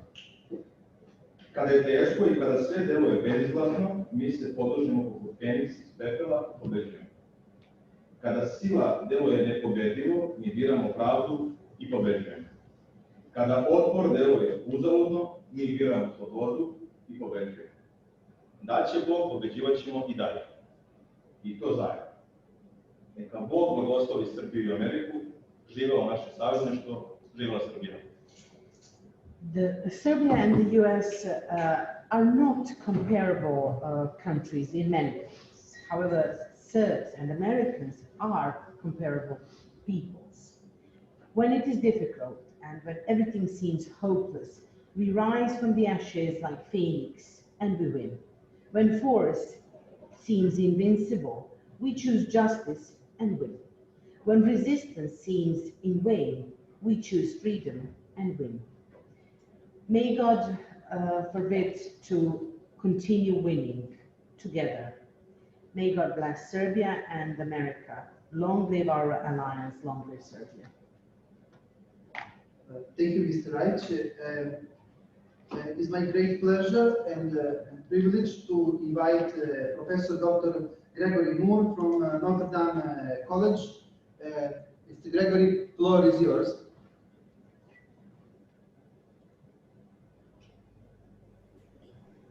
Thank you, Darko. It's good to see you again. I had my first opportunity to visit Serbia last year. It's been almost a year now, and it was a terrific time. I learned so much about your country. I had the opportunity to lecture both at the University of Belgrade and the University of Novi Sad, and I was so impressed with the students, both the undergraduates and the graduates, and their enthusiasm and their excitement about learning a little bit about America and about American foreign policy. So I'm very pleased to have the opportunity to share a few thoughts with you today. And I will warn you, first of all, if you hear any barking in the background, those are my two terrific guard dog dachshunds who are sentinels of liberty and justice and protect our property. And secondly, I have a repairman coming at any minute, and I may be interrupted by him. So we'll get moving. I'm also speaking from Ohio, as was General Harris, and his comments about Ohio's role in the partnership between our countries, I share, and I would echo those. I also want to thank you for the moment of silence and the commemoration for 9/11, which of course is being remembered today throughout our country and throughout the world. One of the things that I also want to echo Dr. Isaac's thoughts about public relations, better public relations about Serbia. I share those thoughts in it, but it goes both ways. We keep good public relations on both sides. And so conferences like this are important, but especially I thought about this a lot as I returned from Serbia. The education mission partnerships between institutions of higher education. I have a number of colleagues from institutions here in the United States participating today. And I think these are really essential as we build this partnership and move it forward over the years. Now, I've heard a great deal about the partnership, the alliance, a lot of good things, but I would remind especially those of you who aren't all that familiar with foreign policy thinking in this country, there is still this strong sense of American exceptionalism, this idea that we are the guardians and the preservers and we have the responsibility to pass along American democratic and liberal values. That's all well and good, and I don't necessarily disagree with that, but it does inhibit our approach to foreign policy. And so much of our foreign policy has reflected this Wilsonian ideal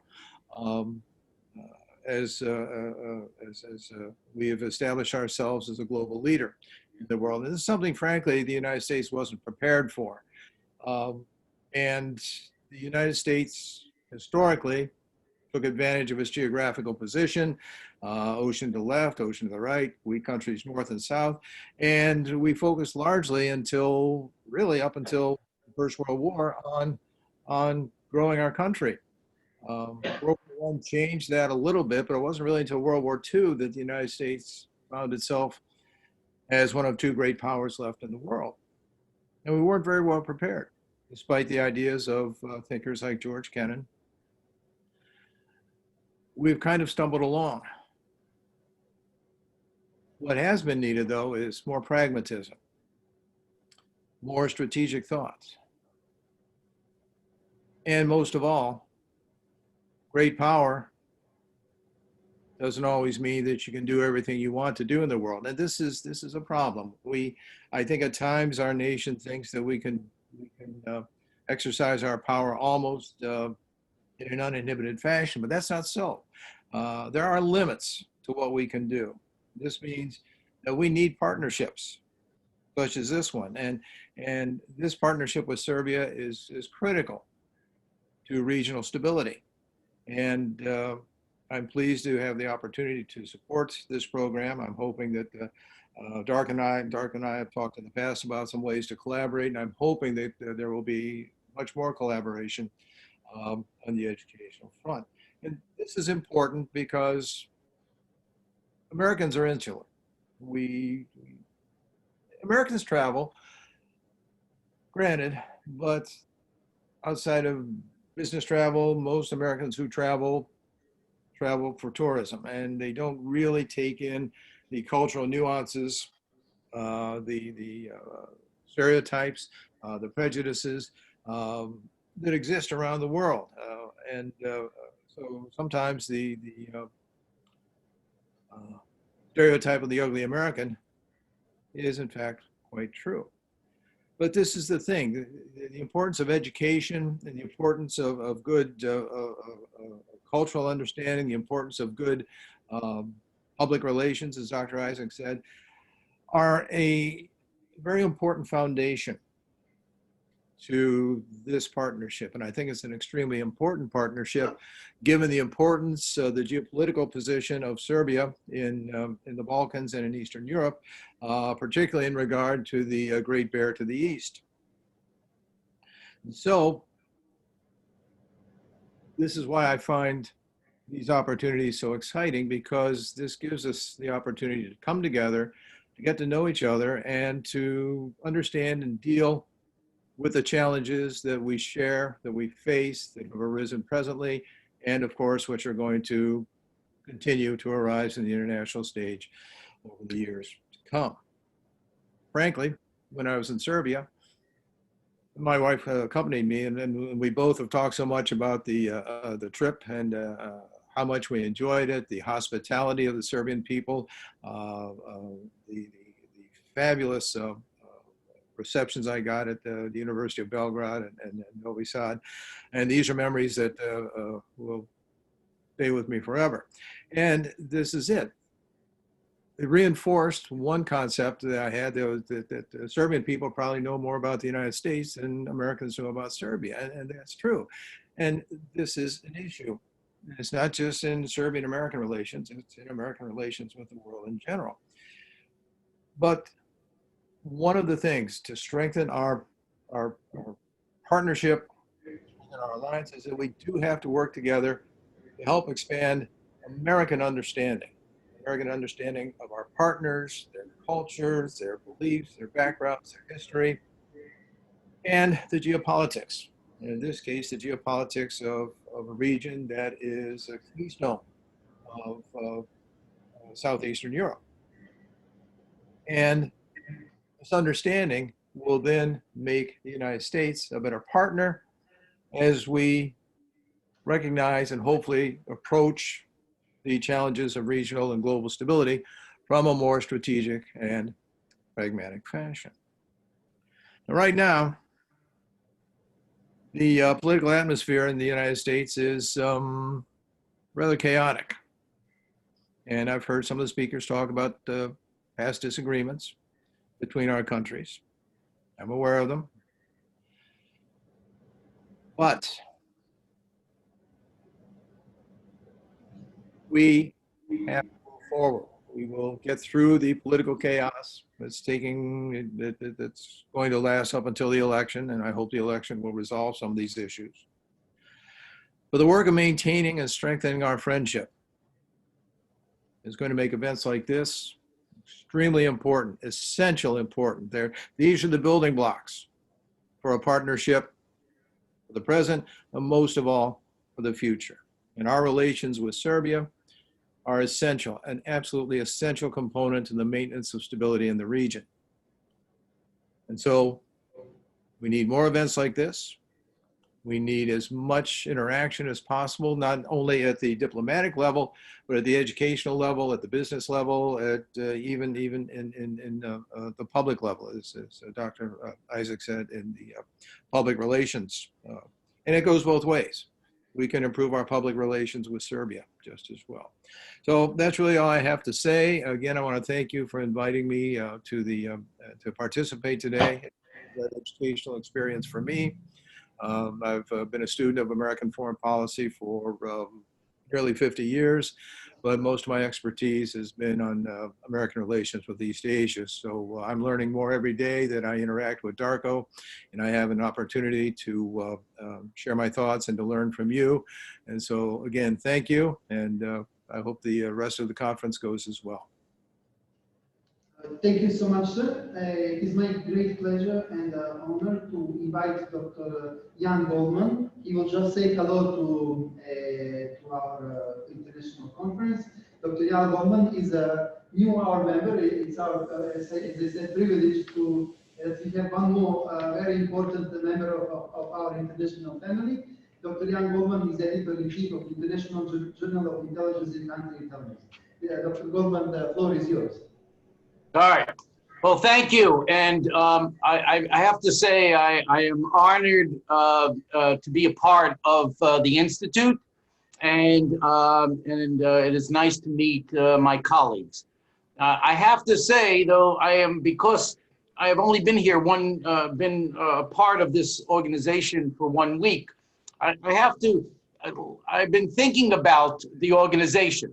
And I'm just going to say very short that when I was a student in college, I went to my professor and I said I wanted to study about Serbia. But at that time, I was interested in studying Yugoslavia and Czechoslovakia and Albania. And I was told as a student in college that the Soviet Union would never go away and that I'd be wasting my time studying that area. This was back in the 1970s. So I'm telling you how old I am. But after I left college and I have been working in international relations with the US government, and quite frankly, on this day on 9/11, when it attacked, I was at the Pentagon. This is a day that, especially on this day, to have this conference and to now reacquaint myself with this part of the world is very special to me. And I am very honored to be part of this austere group. And I'm looking forward to contributing in any way possible. And as my background in mostly in intelligence and national security, I'll be happy to work with my colleagues in that area. So it seems like I have come full circle from when I was a student wanting to study the Balkan states, and now here I am with the opportunity to do so again. So thank you very much for the invitation, and I am clearly at your disposal in any way I can assist. So thank you, Darko. Thank you, Mr. Goldman. I would like to ask further speakers to limit their speech for 5 to 7 minutes because we have a long list of speakers, yes, and now we are in the second hour of our conference. So I would like to invite Professor John Nomikos, Director of the Institute of American and European Studies and partner institutions of our institute. John, the floor is yours. Yes, thank you very much. Good evening from Athens, Greece. I'm so happy, to participate virtually. I wish I were physically in Belgrade to share my enthusiasm about the Serbian-American relations.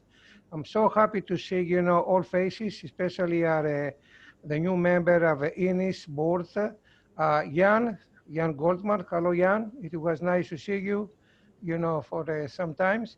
As you know, Greece is always looking, toward Serbia as a stable country in the Balkan. We consider, Serbian a historical partner, is our brothers to us. But living in the Balkans and living in the Mediterranean, you realize, that the situation right now is quite complex in the Mediterranean.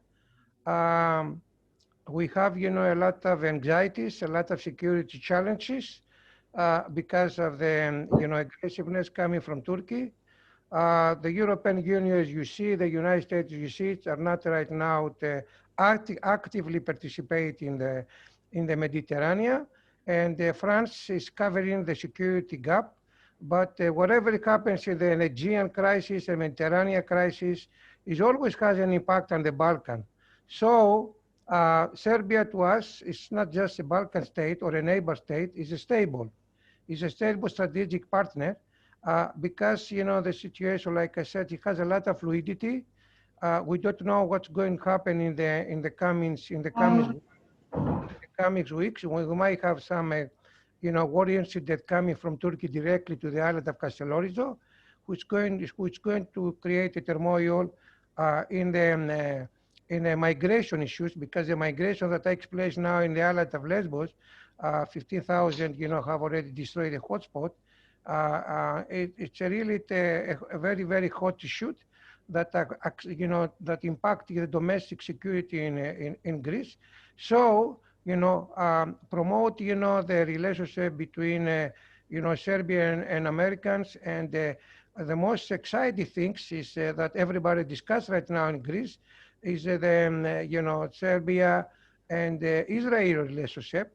So, the collaboration between Belgrade, Athens, Tel Aviv, Washington, D.C., it's a very strategic, collaboration which gives more stability than instability, because as, Professor Moore said, there's a lot of anxieties and a chaotic right now environment in the United States. USA is not in the Mediterranean. And this is not good for us. The Americans should be more actively. But as you know, France, fulfilled the security gap. So Serbia right now, based in the Balkans, outside the NATO or outside the EU, has more flexibility, to assist, Greece, to assist, Israel, vice versa. And I want, to express, my satisfaction to the INIS board of directors, especially, Professor Dr. Trifunovic, who's doing an outstanding work, and the Zarax and all the people there, and the executive director of it, Darko Obrovic, they are, talented scholars. I'm so happy to be a member of the group. And Athens, Greece is always studying. And from my side, from my point of view, I always support Serbia in promoting, the United States relation. Of course, with Greece, we have a excellent relationship, between us. And Serbia is a stable country that could play a critical role, on the Balkan stability, and of course on the Mediterranean and Middle East issues. Thank you very much for your patience. I know the time is quite late now, 7:15 now in Greece. So I'm not going to, go ahead and speak more, and I will give the floor to Darko. Thank you very much, and I wish the best to you. I hope to see you next year physically in Belgrade. Thank you so Darko, much, the floor is yours. John. Thank you so much, John. And we are going further. I would like to give floor to Gregory Copley.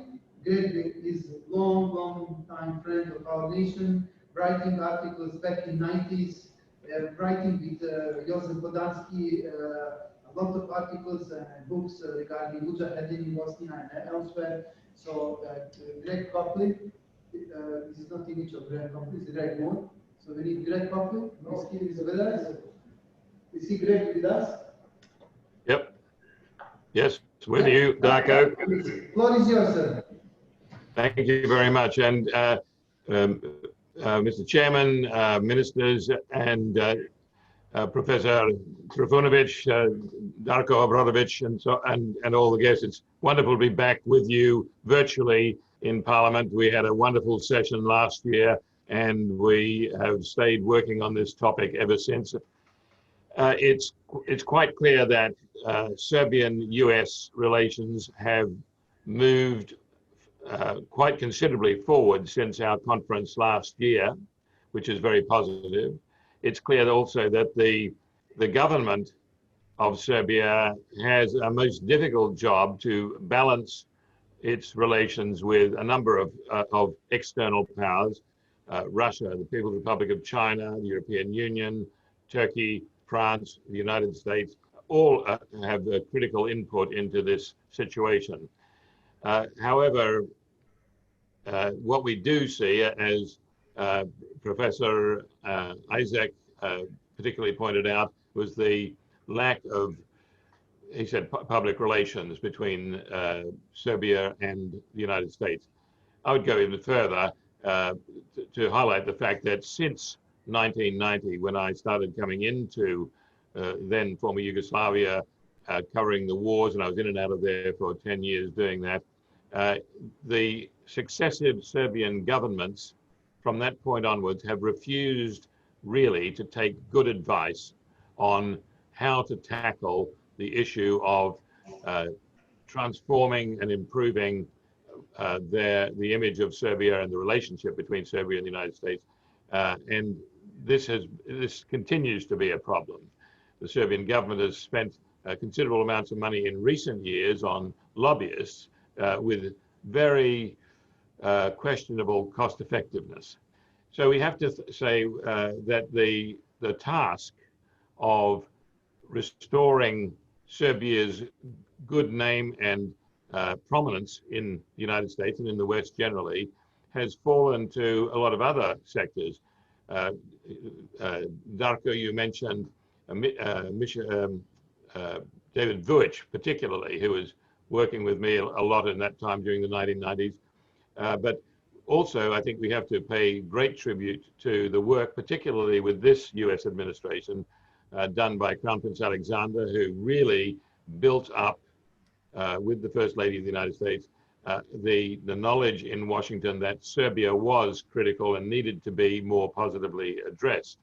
Also look at other people like Professor Dr. Branko Mikosinovic, whose recent translations of great works of Serbian short stories, poetry, plays, and novels into English has started the process of putting Serbia as a Serbian culture into the world community in a way which will build long-term credibility. This is very important. But we then get to the point of this recent summit, which was in fact progress for Serbia, progress even more for the United States, Israel, and the territory of Kosovo. The question boils down though, is there something we're missing in this? Did Serbia get as much as it should have won in this negotiation, or was it not prepared to make the demands which would have embraced territorial exchanges, the question of the Kosovo territory's relationship with Albania and the like? We saw a year ago that Dr. Trifunovic raised the question of territorial exchanges with Albania and the rump state of Kosovo on the basis that this could have satisfied Serbia, Albania, and saved, if you like, some of the Kosovo Liberation Army movements, for want of a better phrase. That has not been pursued as vigorously as it should have been, and this is the time to do it, because Serbia needs its access to the sea. The United States could be most beneficial in providing that. But what we've done is we've seen this latest round of negotiations actually return a bit of economic and political viability to the rump state of Kosovo, and that's going to make it harder to strike a deal in the near future, which would see some of the territory of Kosovo returned to Serbia, and which would see some of the traditionally Serbian lands along the northern regions of Albania returned to Serbia, so that Serbia once again could gain access to the sea.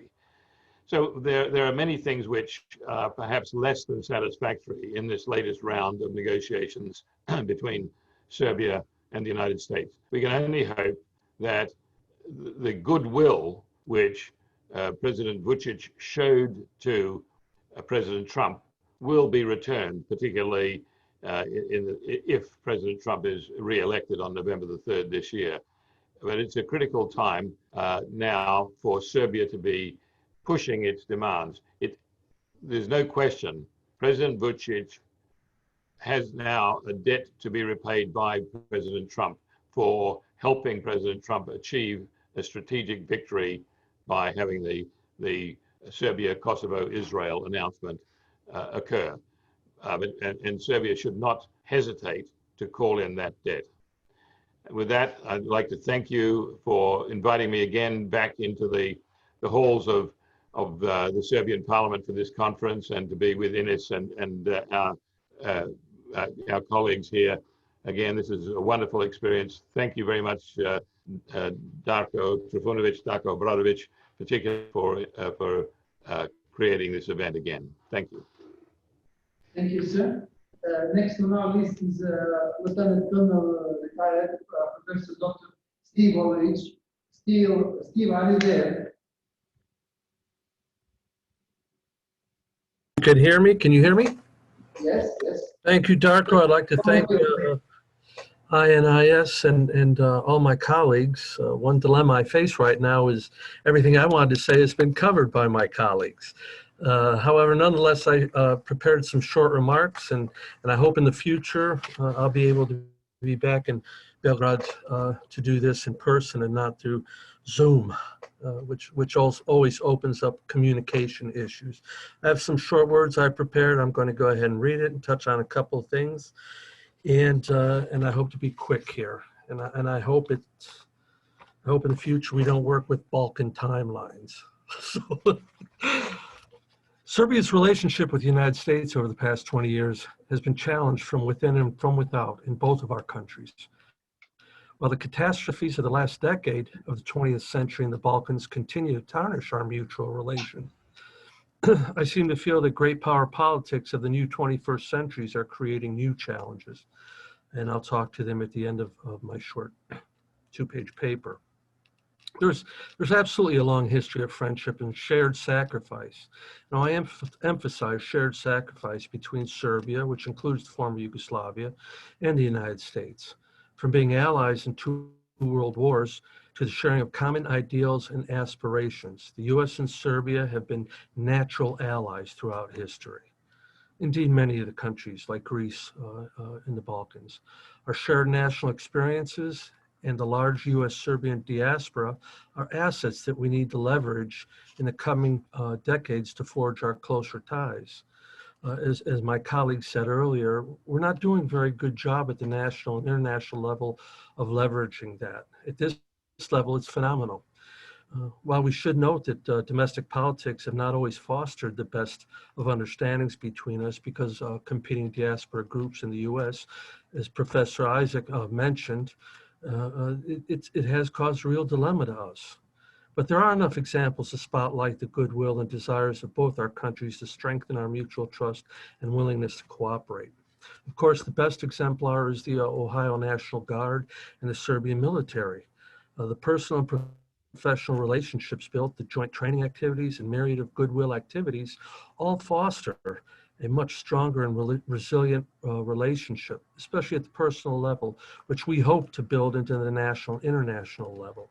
It is often through these military to military interactions that a better diplomatic relationship can be built. And, you know, really since the U.S. involvement in the Mideast with all the terrorism and since the tragic events of 20 years ago, 9/11, we have worked much closer in the area of anti-terrorism and understanding radical Islam in some cases. So there has been an effort relatively recently by both countries to resurrect their memories of our shared sacrifice and natural friendship. The construction and dedication of the Operation Halyard Mission Memorial in Pranjani 16 years ago is a prime example. It was here in 1944 that the Allies airlifted over 500 U.S. airmen down by the Nazis and rescued by Serbian General Draža Mihailović and the Chetniks. While relatively unknown to most Americans, the 2007 book by Greg Freeman, The Forgotten 500, The Untold Story of the Men Who Risked All for the Greatest Rescue Mission of World War II and indeed history, sparked a renewed interest in our allies and friends in the Balkans, the Serbs. In fact, since 2007, there have been many efforts to improve relations between Serbia and America based on Freeman's work and initiative. The U.S. Embassy in Belgrade and the state of Ohio have gone to great lengths to recognize this historical rescue mission and the sacrifice of the Serbs with library, museum exhibitions, memorial plaques, and journal articles and publications. This success breeds more success. While it's taking a little long to do so, I hope it continues to grow, especially at the national level in the U.S.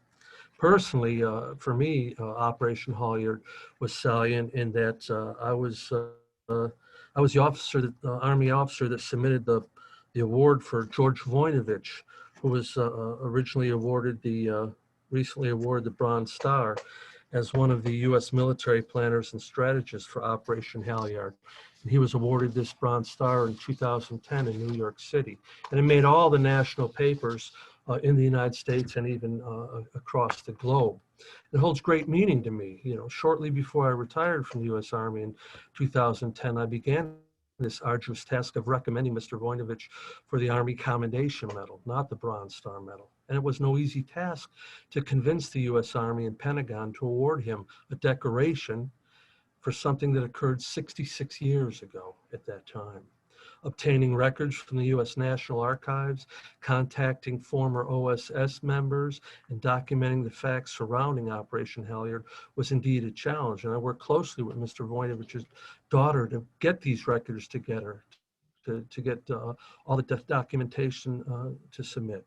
So after about 3 months of hard work, we were able to submit the award recommendation to the Pentagon.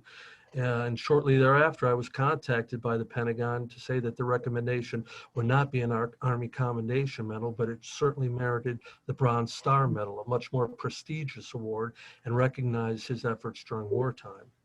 I cannot express to you and my colleagues here in America and Serbia how overcome with joy I was, not only for me and Mr. Voinovich, but a Serbian America, that the Bronze Star was indeed approved. And I received a phone call as I was driving home from West Point, the U.S. Military Academy, to Ohio upon a retirement, that Mr. Voinovich award was unanimously approved by the Review Board of Officers. And I was further told that, why did this take so long? Why didn't the U.S. military recognize the efforts of these great men? Mr. Voinovich's colleagues who were part of this, Serbian Americans, had all predeceased him. So it was very important, I think, for all of us. And I can share many short stories and anecdotal evidence of a strong relationship. As Darko will recall, I brought over 4 U.S. military academy cadets to Serbia and Bosnia and other areas to expose the future military leadership to what I would call the ground truth and realities of what occurred in the former Yugoslavia over the 1990s. So, in closing, as I mentioned in my opening remarks about great power politics in the 21st century, I strongly believe that both America and Serbia face new challenges, domestically as well as internationally. I will not dwell on the internal politics because it was covered by some of my colleagues earlier. However, I feel that some comment must be made towards the path that Serbia must tread in the future. In many respects, Serbia is both benefited and condemned by its geography at the crossroads of empires. Today, she is courted by powerful actors, the EU, Russia, the People's Republic of China, and the United States. Some of these actors cajole Serbia with threats about its accession to supranational organizations, such as the European Union or even NATO, or they appeal to a common bond of Slavic heritage and faith, or by gaining partnership with offers of financial, economic, and material gain. What is Serbia to do in this environment? All of these powerful actors want something, and how can a small Balkan nation choose the right path, if there is such a thing, and benefit from both her people and her national aspirations? The day may come, and I'm not sure if it will, in some kind of cataclysmic event, that Serbia will have to select a definitive path forward with one of these suitors, as Serbia cannot dance with 4 partners at once for any long period of time. And again, this is my opinion. So for the short-term future, depending on the presidential election in the U.S., I would venture to say that President Trump would visit Serbia. At least I'll be pushing for that when I'm in D.C. Serbia has important relationships with all these former actors I mentioned. However, these actors are antagonistic in among themselves, which causes problems for Serbia too as it pursues its path into the future, hopefully westward, hopefully far westward, the United States. I really look forward to that, and I wish all the best to my relatives in Serbia and Belgrade in particular, and to all my friends and colleagues at INIS. I'm very proud to be a member of INIS, and I think Darko Trifunovic, I want to personally thank you, and I hope your country realizes how important you have been in really developing and fostering stronger relationships between our countries. I know I've worked at my end, I've worked with my colleagues, Greg Moore, Greg Copley. We're in the corner of developing stronger and more fruitful relationship with Serbia and ending the ignorance in our country here in the U.S. of our relationship in history. I would say, as I said in the Parliament building last year, please, please, please work with your academic partners in the U.S. to get your documents published in English. So little is known, and that's one of the reasons why. Thank you very much for this opportunity. Thank you, Steve. Next speaker on our line is Professor Dr. Jonathan Levy. Professor Dr. Jonathan Levy is prominent member of our institute and is known in Serbia as a winner over the case of Vatican Bank. So, Professor Levy, the floor is yours. Yep. Thank you very much, Darko. I just have a few words to say, not very much. I really enjoyed all the wonderful presentations today and the high quality conference. And really sorry I wasn't there, and I'm sure we all feel the same way. As a longtime friend of Serbia and a native Ohioan, a Buckeye as we're called, I received my doctorate from the University of Cincinnati in Ohio. I grew up in Ohio. I'm really honored to speak on this occasion because of the security partnership between Serbia and the Ohio National Guard in the struggle against terrorism and the unique relationship that entails. And those of you who don't know about it, there's some articles out there. In fact, I reviewed them recently, and it was amazing the amount of progress and actual aid that's flown through that relationship.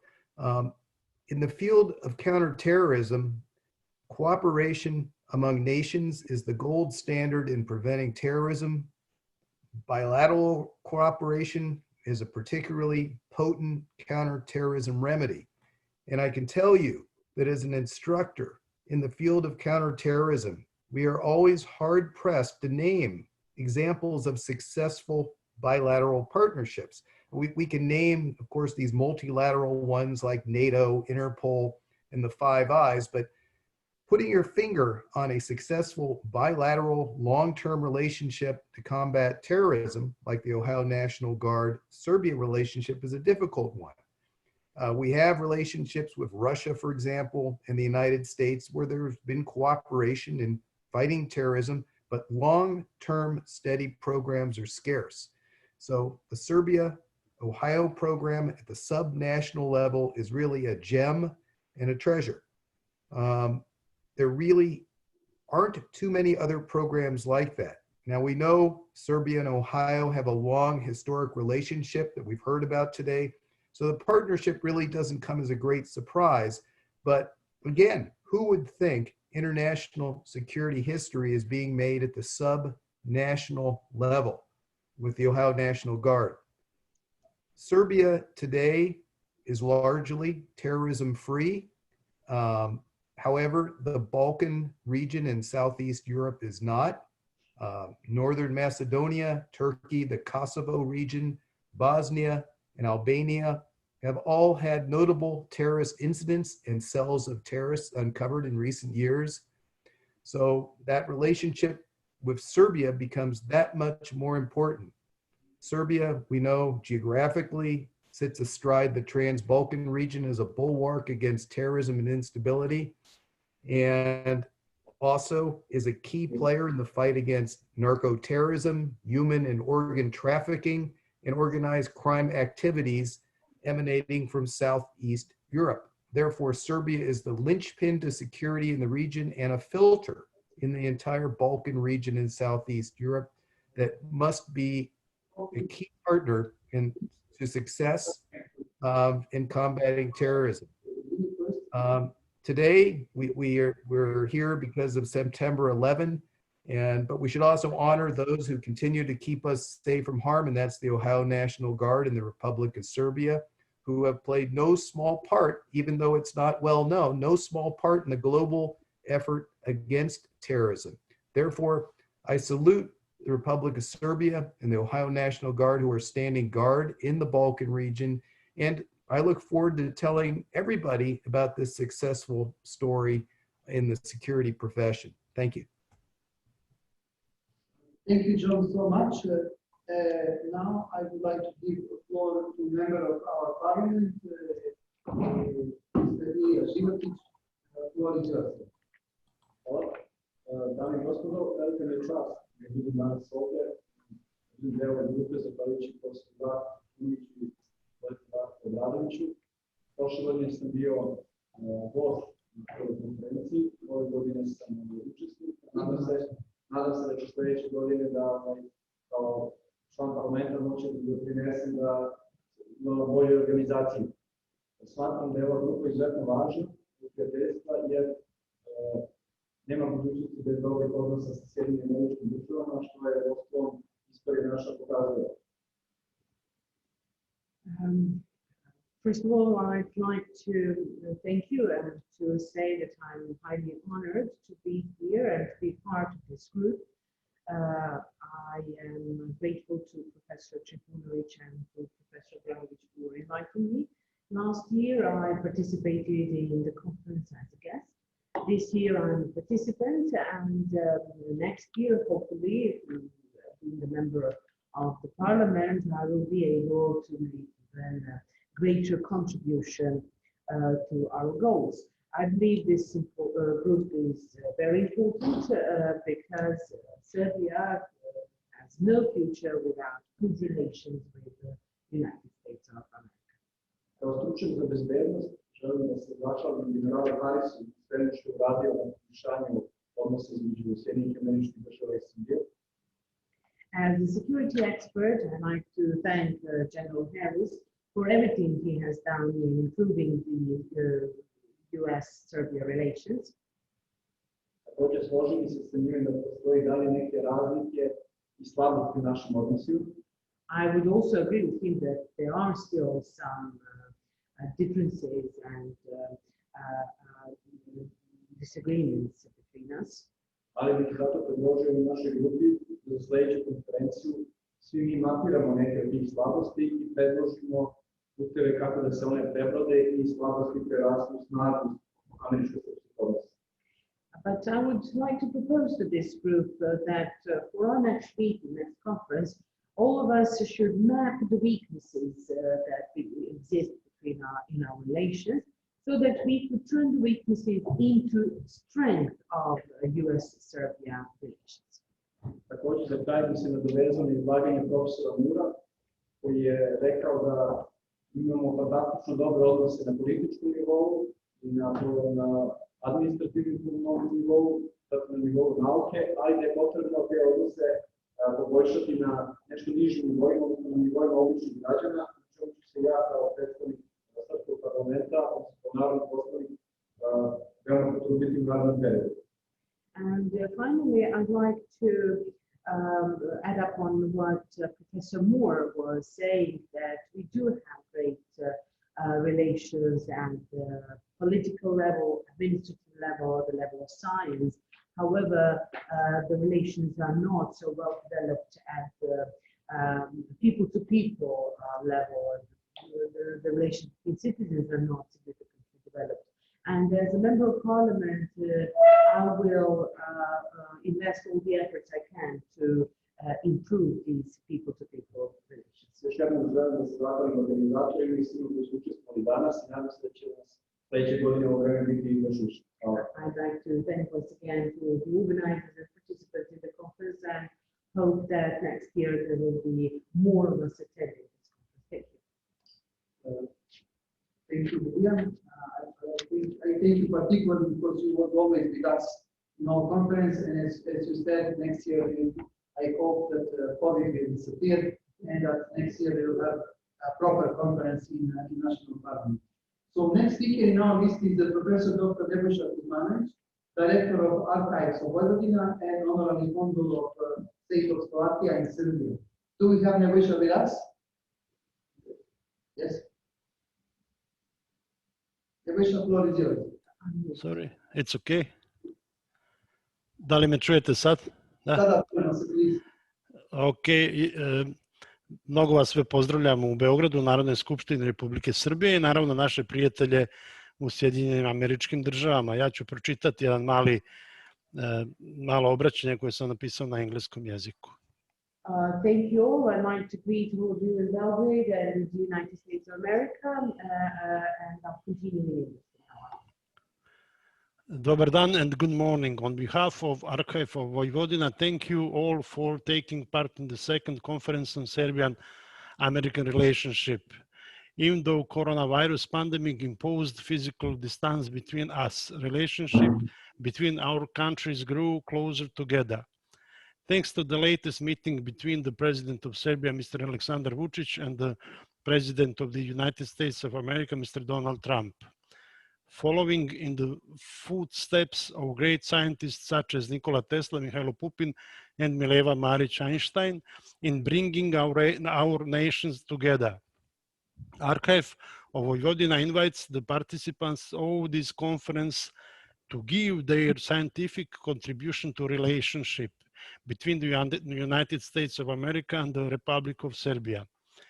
Honoring the sacrifice of Douglas Meriwether Dold, whose struggle we presented to the public in the book Adventure in the Balkans 1915. We continue to explore the history of relationship between the United States and Serbia. These relationships were too often based on an individual effort. Archive of Vojvodina aims to change that by promoting institutional cooperation between our countries, in hopes that the knowledge we share will bring us closer together. Last year, we had an honor of publishing the Serbian-American Relations Conference proceedings, which, along with the conference, reached the wide audience and made a strong ripple in media. This year, we hope to reach even bigger exposure and turn that ripple into a wave. A new wave of attention to our research and the development of cooperation between our great nations. We already made the first step. Let's carry on. Thank you. Thank you, Darko. Next on our list is Professor Predrag Cvetković, also founding member of our institute from the niche. So also, as you can see geographically, we try to have a representation from the north, Professor Kuzmanović Novi Sad, and from the south, Professor Predrag Cvetković from the University of Niš. Professor Cvetković, floor is yours. Do we have Professor Cvetković? Pepi is not there. So if Pepi is not there. I'm here, no problem. Do you hear me now? Yes, yes. Okay. So first of all, I would like to thank you, Professor Trifunović, and your team for organizing this conference second year in a row. And it is the event of undisputable importance, and now even more than last year, since the discussions and articles presented in 2019 raised and referred to issues of present importance and to a certain level predicted recent development.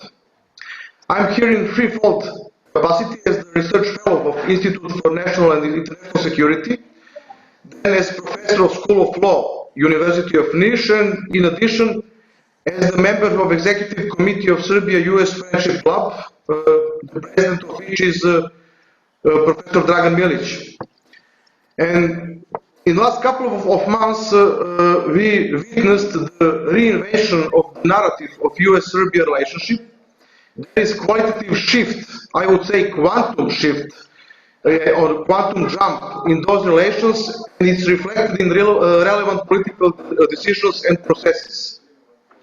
Allow me to share shortly with distinguished speakers and guests a couple of theses about US-Serbia relationship in the capacity already explained. The first thesis is that the document signed in Washington, D.C. on September the 4th introduces the decisive level of rationality into the very substance of US-Serbia relationship. It deals to the large extent with particular and concrete economic issues. As we all know, economy is a rational process, and hopefully this rationality will influence the overall spectrum of Serbia and US relationship, including the US regional Western Balkan agenda. Formulated as it is, the signed document opens the door for expert-endorsed analysis and formulation of relevant principles. Not of least importance are political terms in signed agreement, and those terms are impetus for future improvement of South Serbia, US-Serbia cooperation in political discourse. Second thesis is that economic development, cultural cooperation, and military cooperation, taken in synergy and viewed as holistic concept, shall all be an impetus to the improvement of democracy and democratic institutions of the Republic of Serbia. In return, the development of democratic institutions shall add new quality to above-mentioned fields of cooperation. The third thesis is the following one. This is the formative period for the development of relationship between Serbia and USA. And formative moments, in general, allow the creativity, disruptive innovation, and out-of-the-box approaches. The methodology accompanying formative phase is staying away from a priori pro and con argumentation. I'm proud to say that the contribution which Serbian-US Friendship Club from Niš gave to the foregoing activities in the previous period was significant. The fourth and final thesis is that at this moment there are a plethora of opportunities for all sides involved in the issues of concern. However, there is an important and necessary precondition to make the most from these opportunities and obvious positive momentum. This precondition is the readiness and maturity of political elite of the Republic of Serbia to provide, without delay, the new answers to the old questions. Hopefully, these answers will epitomize the new quality and substance of US-Serbia relationship. The ultimate guide and benchmark for the content, form, and time of those answers are the achievements of the simple aim, securing a more stable and prosperous future for the generations to come. Thank you for your time and attention.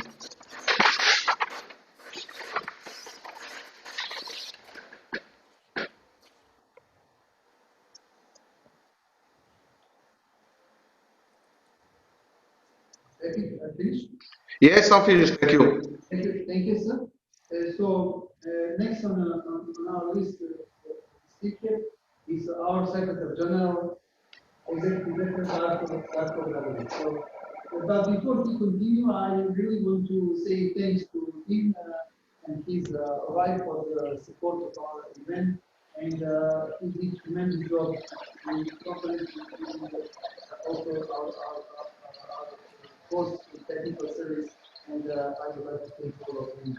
Please, Darko, for you. Thank you, Professor. Dear Excellencies, colleagues, and friends, it is my great pleasure that for the second year in a row, we are organizing an international scientific conference with the aim of exploring Serbian-American relations. My modest presentation will briefly address aspects of and the need for an alliance between Serbia and America. The alliance between Serbia and the United almost nearly a third of the American president, after 2021, was guaranteed for the survival of our United States. After the Second World War, aid in European loans to the U.S. made it possible to build and establish the economic independence of Serbia to the next one of the world's largest components out of our economy to preserve our political and military independence in relation to the U.S. policy and represented by the Soviet Union. During the turbulent period of the 1960s, ourselves to be a victim of the policy that sought to sustain instability and even to bring aspirational to the rational. What is currently exploring is that no objective analysis can not a sample is blocked by the state for the building better and stronger relations with the United States. What characterized the relationship between Serbia and America in the last 20 years? We have strong support that Serbia has from the U.S. in the process of European integration, public communication, reform, unions, and the largest security cooperation between the two countries is advancing more and more every year. We're talking about geostrategy and the alliance should always be it should always be in our mind that the alliances are based on the same interest. And what are those interests? Serbia aspires to become a full member of the United of the European Union, fully integrated into European development trends. Serbian values are on the path of the American values. Serbian interest is stability, peace, and prosperity in the region, and that is also American interest. Investments and determination to help to Serbia in its way to advance to the European Union integration also reflects the light on our citizens, which was confirmed several times by the recent activity few days ago in Washington. So if the nations have prosperous cooperation, if they have the same interest, why couldn't they be allies? Serbia has historical experience with the alliance with America is the best guarantee of Serbian national interest. The fact that the alliance with America is economically useful for the citizens of Serbia, and the most important alliance with America is the guarantee for the long-term security and stabilization in the region. Despite the strong campaign that seeks to replace the rational choices with the rational choices, an alliance with America still stands as the best choice for Serbia. A common vision of the future is what should unite the two countries. We cannot go back in time, but we can create a future. Therefore, one of the main principles of cooperation between the two countries should be lessons from the past to create a future based on partnership and mutual respect. The long-standing initiative of the U.S. to contribute to the stability of the region was developed. Its small sharing and initiative supported and in some way guaranteed by the U.S. After 20 years, a tangible result of the outcome. In the diversification of the energy sources is a step closer to the independence of the region from external pressure. Finally, when shorting the allies, we should be guided by the good choices and our own interests. Today, Serbian interest is the Balkans, and the American interest is also the Central Balkans. Millions of dollars in donation to Serbian people and even acceleration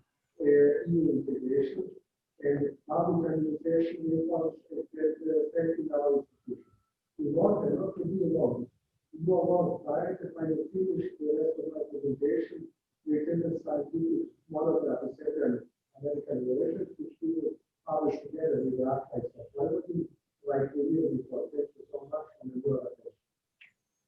Thank you, Darko. I need to apologize because I exchanged some messages. Two of our ministers actually excused themselves. First of all, Deputy Head of Government and Minister of Interior is Nebojša Stefanović. He apologized because he could not be today with us because of some surgery of operation. And also His Excellency Mr. Šarčević is the Minister of Education, Science and Technological Development. He was sent on trip by our president, so they apologize that they are not today with us. But with us today this is the last our speaker today, Professor Dr. Nikola Tanić, one of the founding members of our institute, if I might say, #1 molecular biologist in Serbia, and a person who used to be, and I hope he will be a new government deputy or state secretary in charge, the secretary of the ministry. We will announce, we will pray to God for that. We'll see what will happen. But Nikola, he was a deputy minister in charge of science in Ministry of Science, Education and Technological Development. Without further ado, Professor Tanić, floor is yours. Thank you, Darko. First of all, I want to say hello to our colleagues in state and region. I have a pleasant duty here to talk about science, our relationship between U.S. and Serbia and science. So I will be very brief. There is not so much to say. I'm joking, of course.